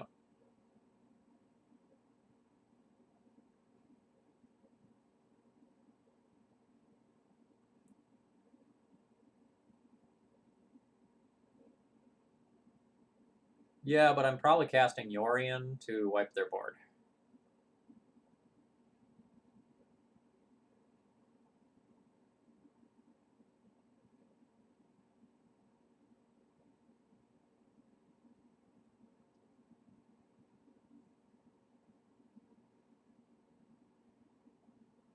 Like, sitting back this game absolutely does not favor me.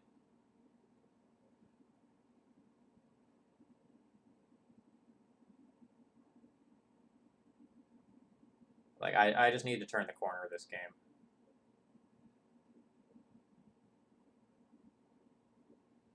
And I think I do that by trying to attack for 4, then 8, and then, like, hopefully deal with this somewhere in between somehow.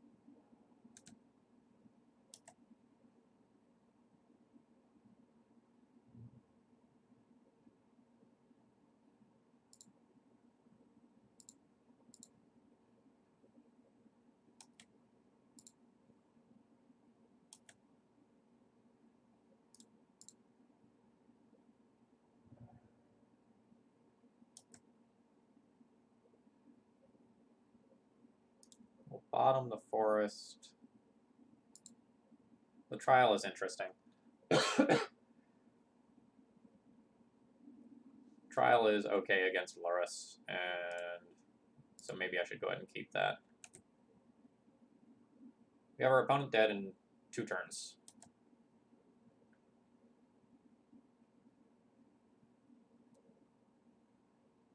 I don't think Replenish is actually amazing. We have no enchantments in our graveyard right now, for example.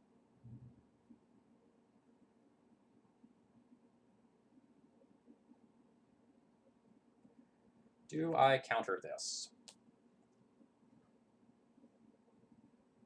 I think I just give them this 1 card, because then I'm killing their Loris. It's super awkward if my Force of Negation is revealed and they know to play around that for the future.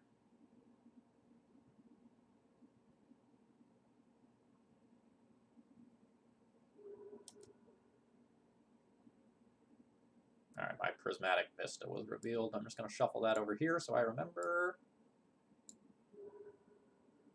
Oh no. Oh no, no, no, no, no.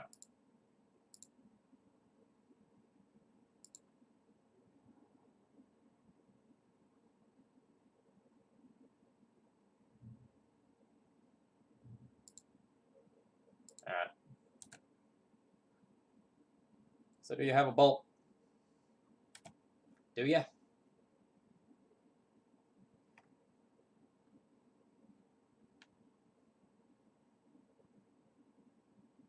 I probably need to find Force of Will or Force of Negation or I die.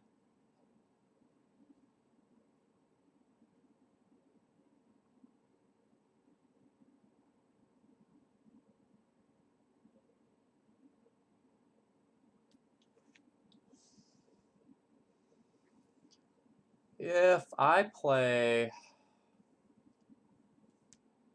Omen to Scry, then I don't have a blue card in hand for pitching forces.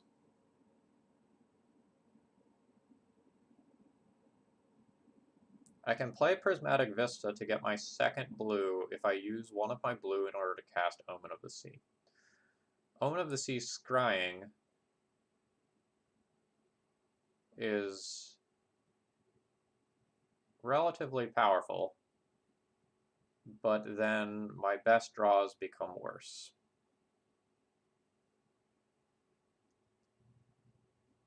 I can Abundant Growth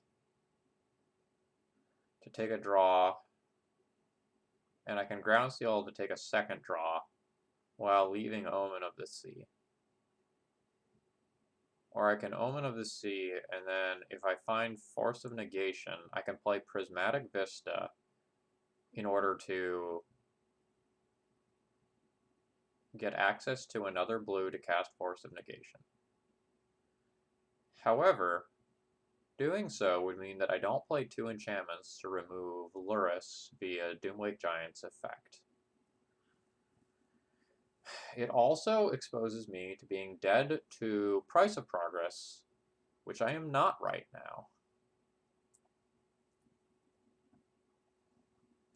I can Abundant Growth on Vista in order to net a mana and a draw. Holy shit, this turn is hard.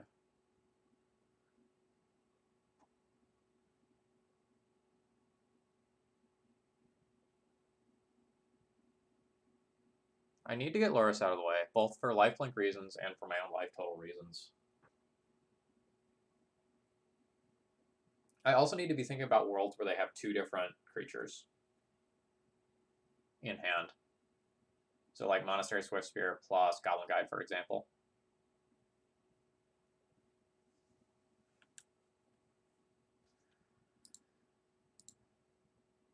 I don't know if this is right, but I'm going to do this. Estrid's Invocation can copy a Doomwake Giant.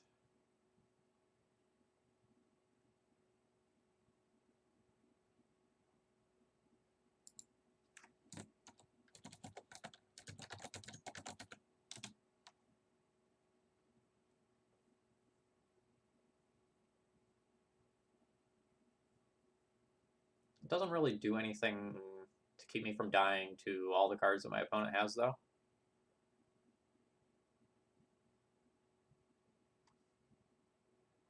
I think I'm going to bottom both.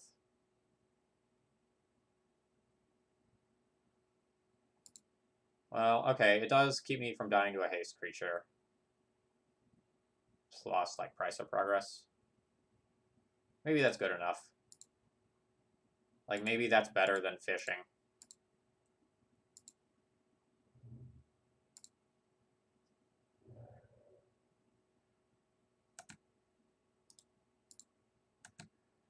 And then I'm not going to, like, fetch and play Abundant Growth or anything like that.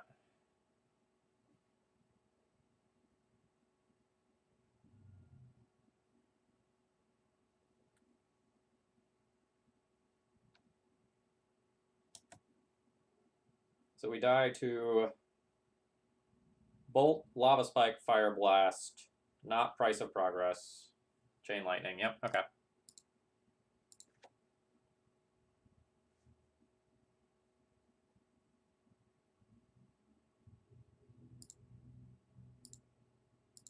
All right, we were not anywhere near a force effect.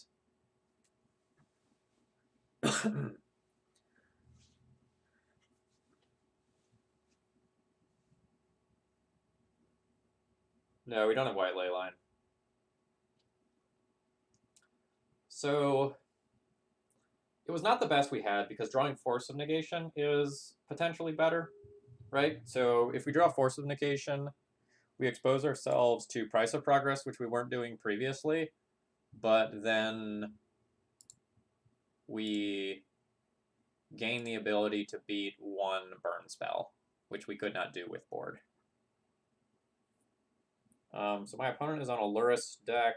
My hand is bad.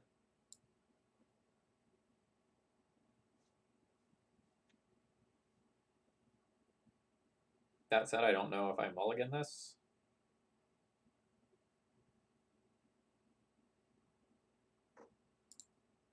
Because assuming that my opponent is playing a Delver deck, I get turn 1 Wild Growth, and then I can probably play around soft permission for most of the rest of the game.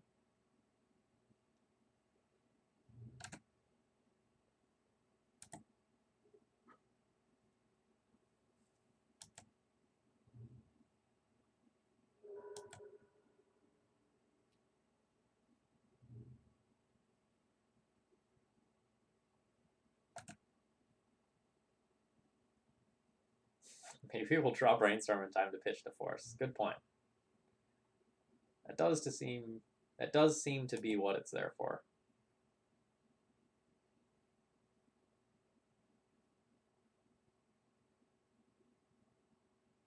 Do I want to play Utopia Sprawl prior to doing my other turn actions? I don't think so. I think I want to be able to scry towards an Enchantress effect.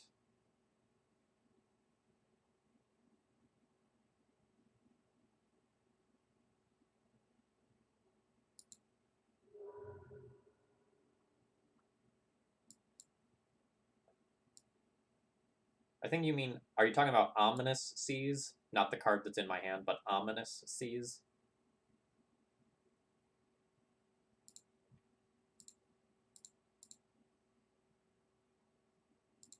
I mix those cards up a decent amount.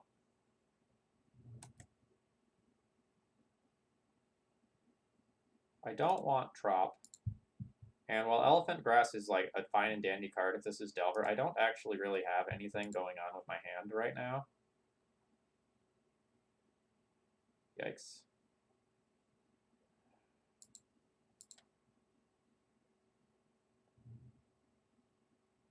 Black?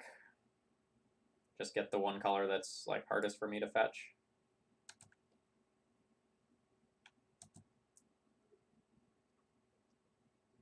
There's also a world where our opponent is just like playing Storm or something like that, and it's super awkward for me that I have let Force of Will down.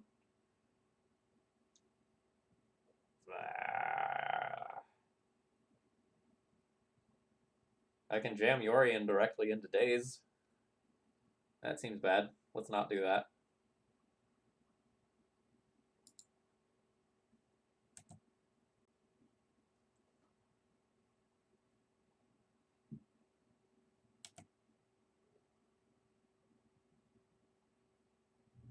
I should not have played Forest. I don't have hardcast Force of Will available. Should have played a fetch land. I think I have multiple tropical islands in the deck.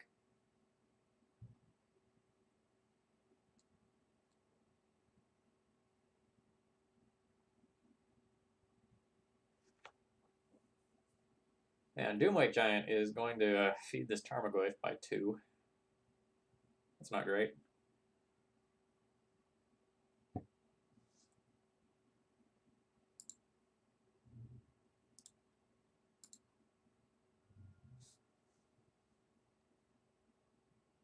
I do. I have a tropical island and a bayou. If I want to be able to hardcast Force of Will in future turns, I should probably get Tropical Island here, but if I want to play Yorion around soft permission, I should probably get basics.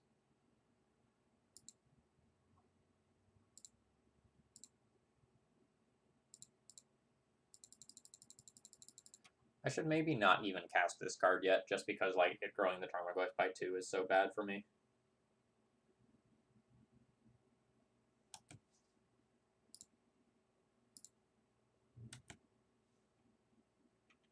I expect second Daze here now, given that play pattern. Yep.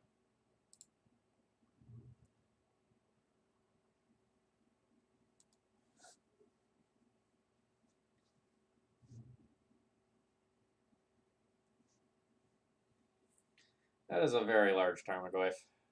Instants were not in the graveyard prior. So, like, Yorion is not even a chump blocker, or not a profitable blocker against Tarmogoyf anymore. So now we want Elephant Grass. I can cast Yorion with Force of Will backup, or I can just cast Omen of the Sea and hope to work towards something better.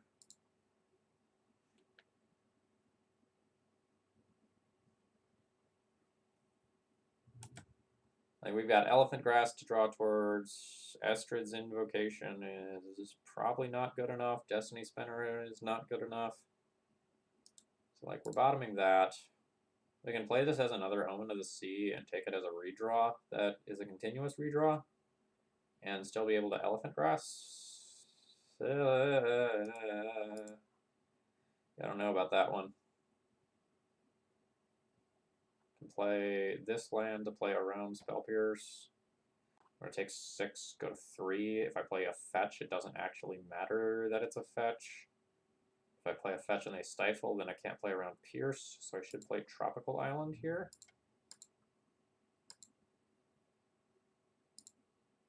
I also need blue mana. That's another good reason to play Tropical Island.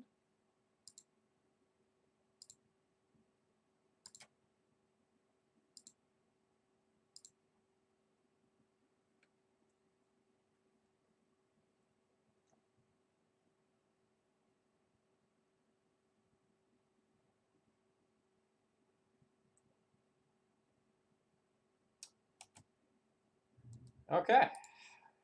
So that Tarmogoyf hits us for 6.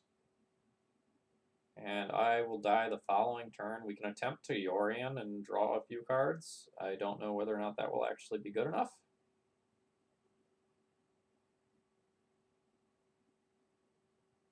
Because we have, like, Lurrus looming to just bring back this Tarmogoyf if we answer it. And my life total is very low. And many of the quote-unquote answers that I have to Tarmogoyf, such as Elephant Grass, are not true answers.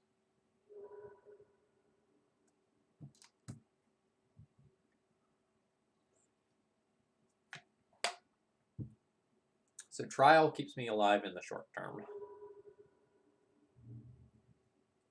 Definitely one of my better draws.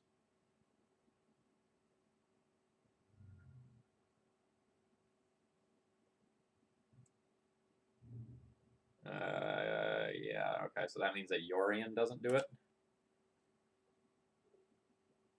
Elephant Grass also doesn't do it, my opponent just pays. So I cast Yorion, the cards come back at my end step. Yorion plus Elephant Grass is interesting, though. Right? So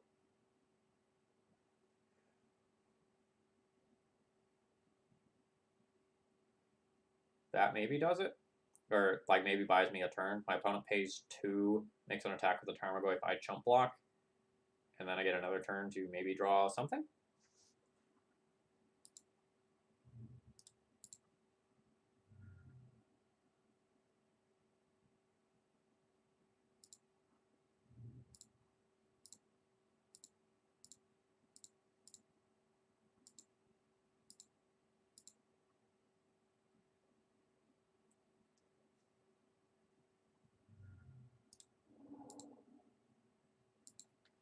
Rough.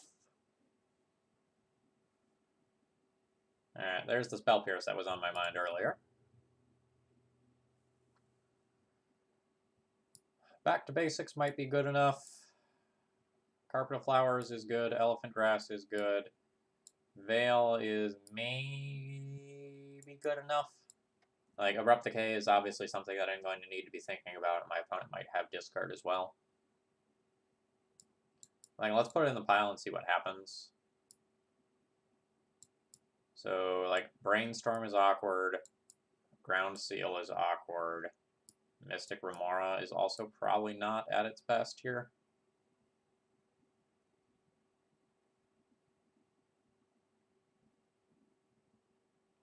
Like, I don't know that I get to have 6 cumulative upkeep cards in my deck.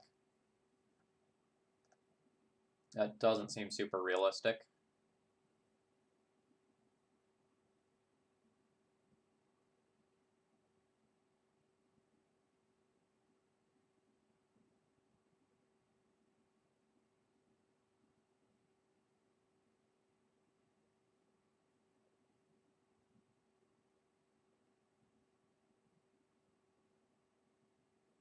The Mystic Remors are interesting because of like the Luris Bauble situation.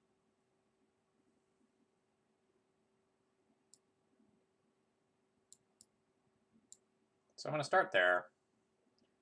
I could cut 3 Brainstorms. I also don't think Green Sun is particularly good. Like, that's just expensive versus like Spell Pierce and stuff like that. So I think I like something approximating this.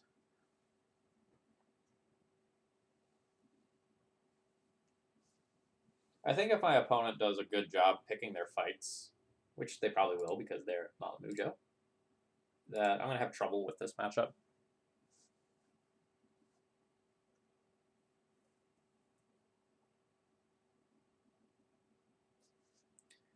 Yeah, we'll keep the Carpet of Flowers hand.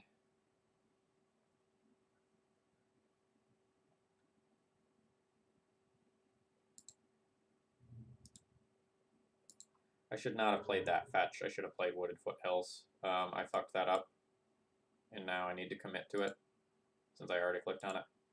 We're going to try to resolve Carpet when we're on the play.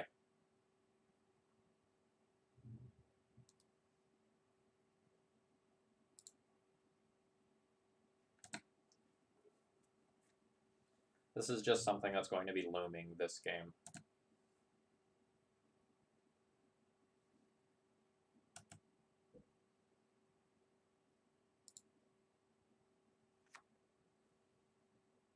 Am I just slamming a Reality Acid this turn? Kind of want to just cycle a bunch of Abundant Growths this turn.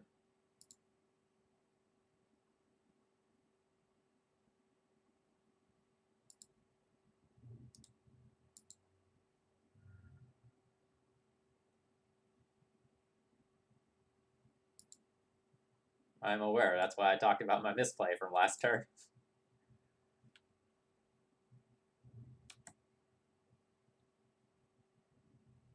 Cool.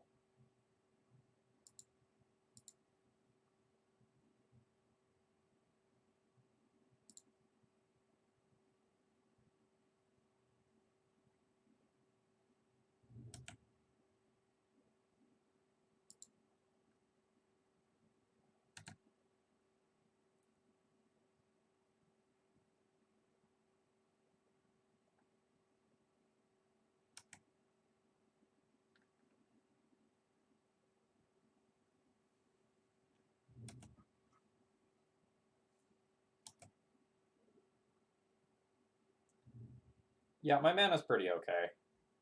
But, like, there's worlds where the Carpet of Flowers gets Abrupt Decayed, or where, like, my opponent plays something and just starts to run me over while I dirtle around a bit.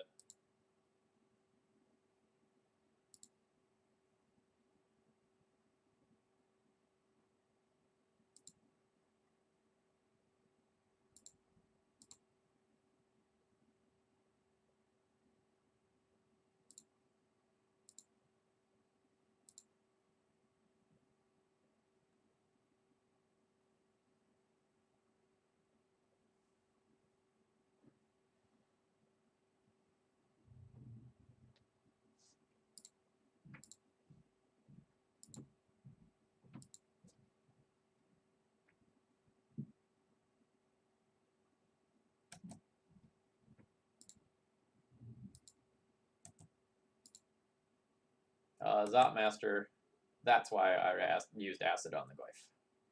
If I double spell that turn, whatever spell that I place second is going to be vulnerable to Daze. And so I want to play 2 different things that deal with the Tarmogoyf to make sure that, like, one of them effectively resolves.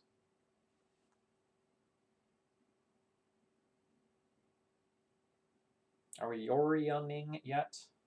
I don't think so.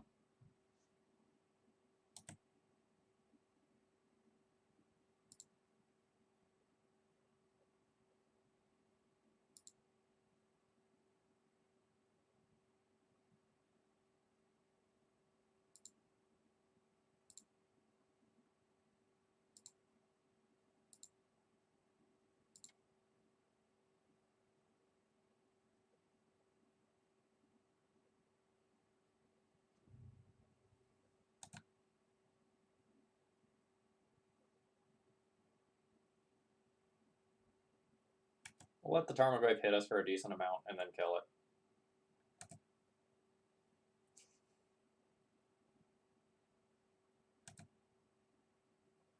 So Reality Acid is a real bad removal spell for the Tarmogoyf, though.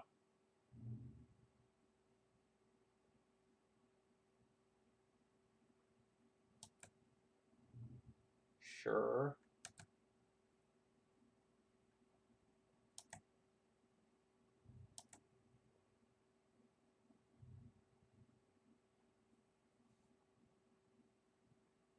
So I can play Yorion around Daze if I play out Caracas.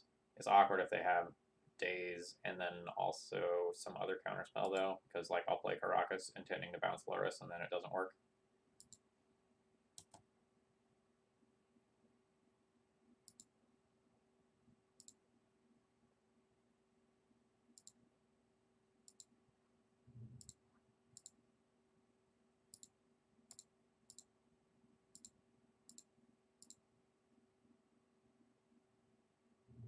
Oh, wow.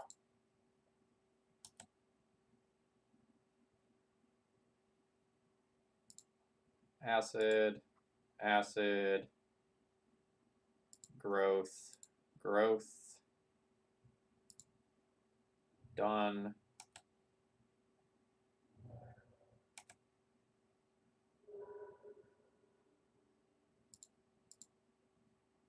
Just bounce that.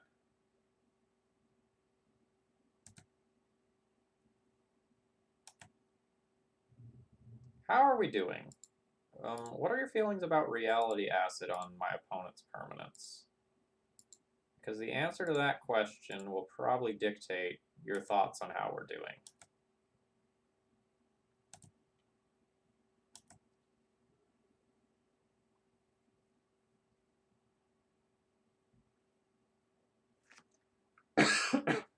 Cool, cool. Now we need to do that again when we're on the draw. It'll be a little harder there.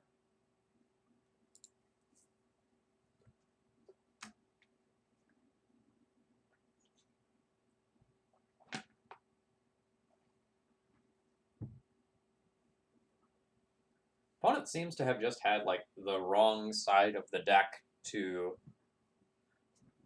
answer what I had there. Because I was pretty soft to Force of Will.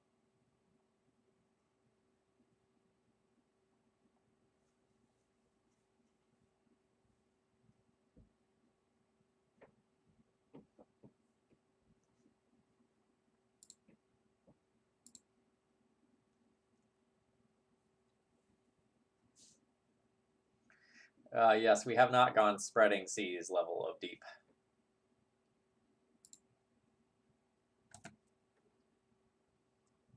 We have kind of a medium hand.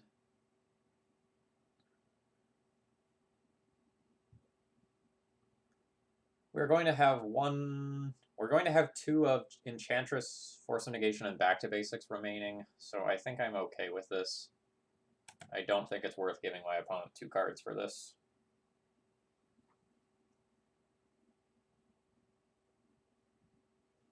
Well, that's what I want to do. I would like to take the fun away from my opponent. You see, fun is like a pie chart, and I would like to be eating the entire pie.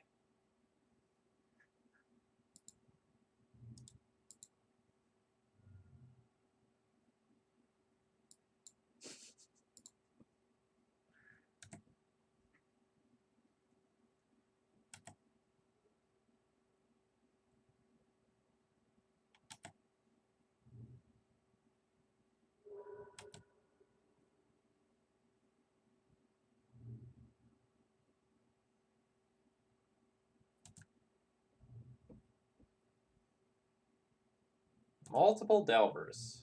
Yikes.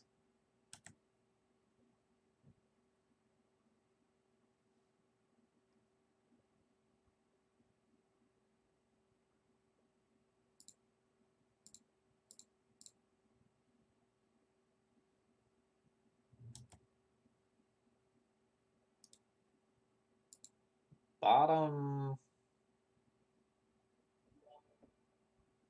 question mark.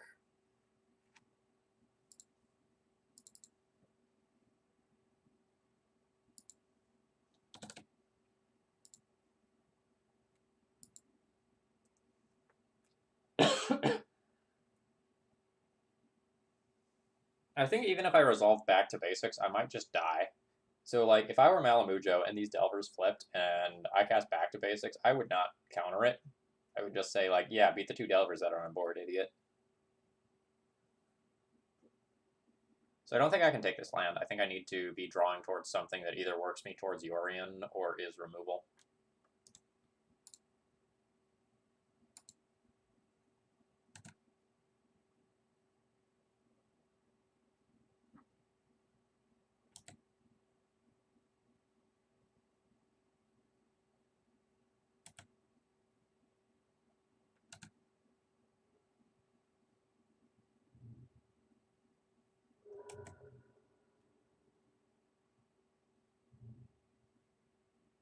Yeah, that's a very good chunk of life for me to be happy with.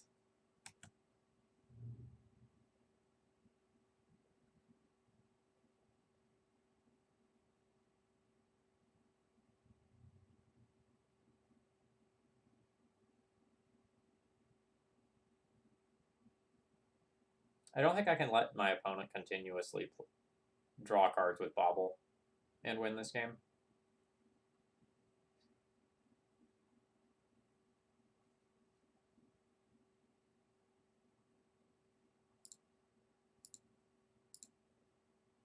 So this is a 2-for-1 that's not in my favor.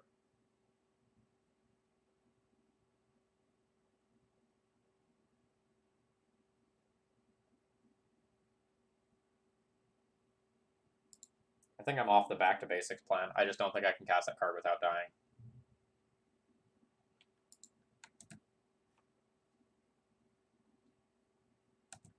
Or sorry, I don't think I can cast that card and live.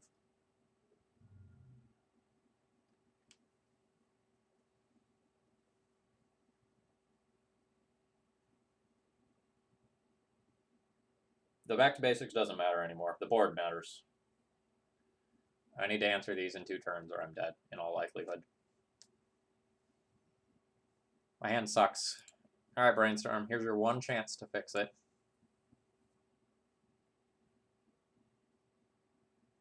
You're fired, Brainstorm.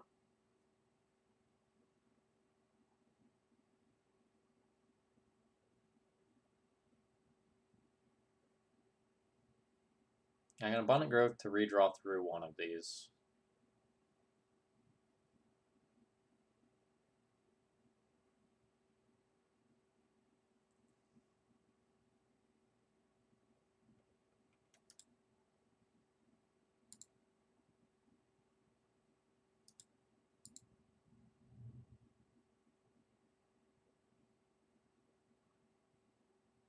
Maybe that's not what I'm supposed to do, though. Maybe I'm supposed to be playing Destiny Spinner here.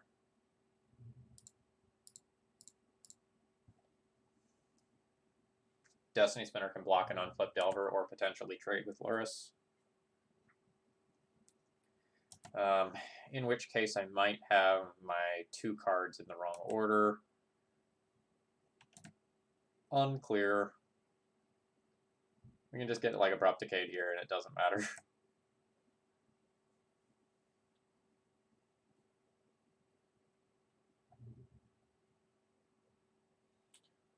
100% will trade Destiny Spinner for Lurrus.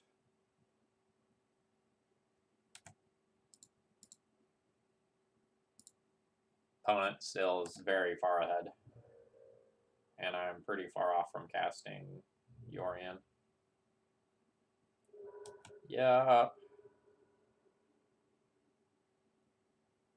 Nope.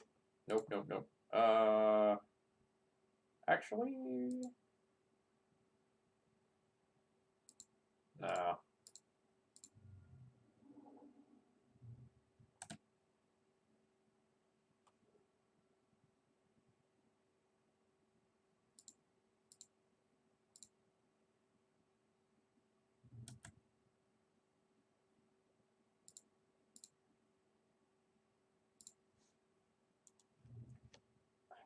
I go to 4. I don't think I'm on outs when I'm at 2 mana.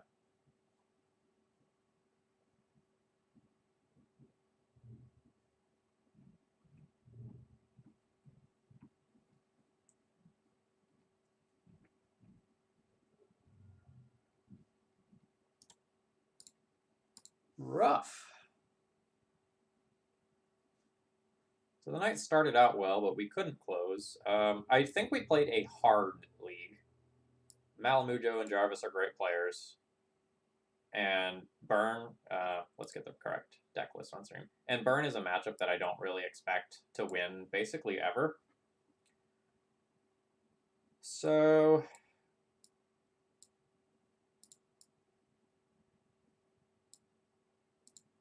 let's not freeze up here. These were the worst cards in the deck list, in my opinion. We didn't really play against decks where Mystic Remora was amazing.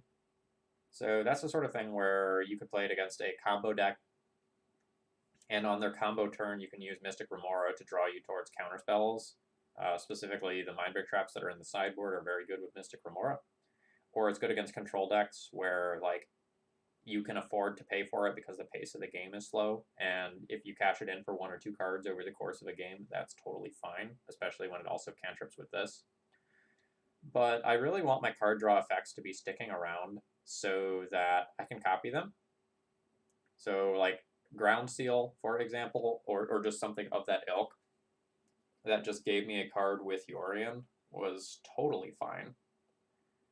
And honestly, I kind of think this deck should play more 1-mana draw a card effects. I don't know. Maybe there's a colorless one that can go into basically any deck with no restrictions that would be fine. So, like, if we change the basics to snow basics, then that also makes some of the off-color cards a little more castable. So there were 2 or 3 times throughout the league where I did not have the mana to cast one of my spells, even though I was on 4 or 5 mana. Doomwake Giant and the couple other black cards there were the best examples of that. But there were a couple other times where I couldn't hard cast a Force of Negation or equivalent. I also think I just want more removal. So I don't have the end game of solitary confinement. So when my opponent played early aggressive creatures, I often felt like very pressured by something like an early Delver or Tarmogoyf, and I just didn't have enough removal to be drawing towards. So I kind of would like 4 Astrolabe, maybe 2 more Trials of Ambition, and a Sylvan Library, or something of that ilk. If I was going to try that again.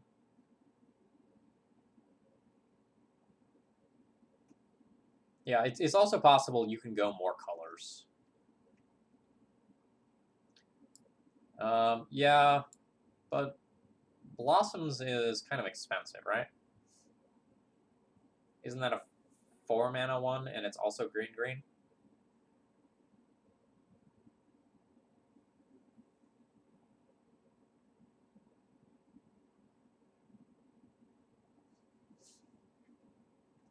Overall, I think the ideas that are here are really interesting. And I feel like if there's ever a metagame that is full of slow, dirtily control, this deck is awesome.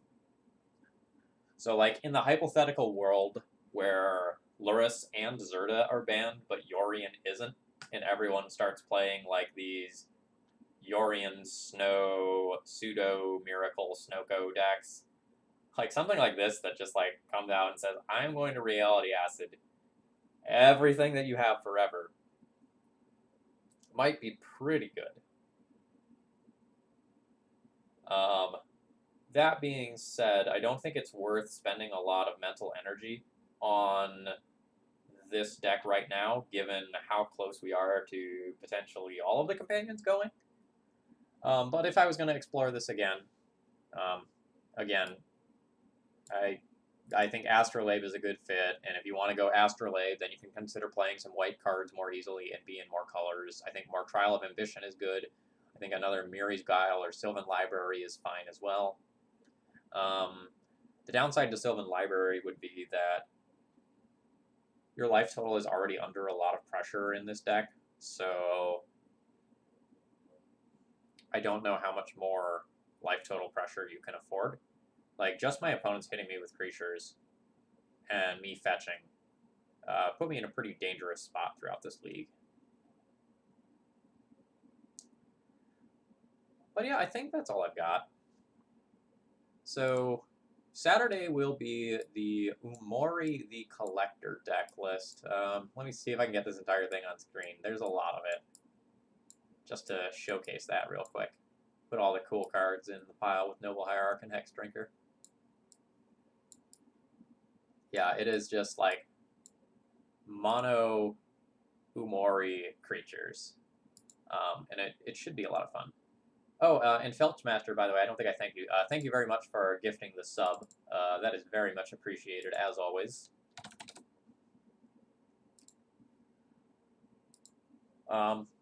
Also, super happy to play against the Dark Ritual Crystal and Giant deck. That'll be coming to the stream sometime in the not-too-distant future. Anyway, folks, I hope you have all enjoyed. If you do, please consider doing something to support the channel. Although I do ask, if you are going to do a donation deck list that includes a companion, please hold off on that until Monday and we see what the band stuff is going to look like. Like maybe I'll fit in one more stream than usual this week, but I probably can't do anything more than that. I think that's all I have to say. Please follow if you're not already following and you enjoy Legacy content. Now I am going to turn you over to the Legacy Double Dash event. I hope you all have a great rest of the evening.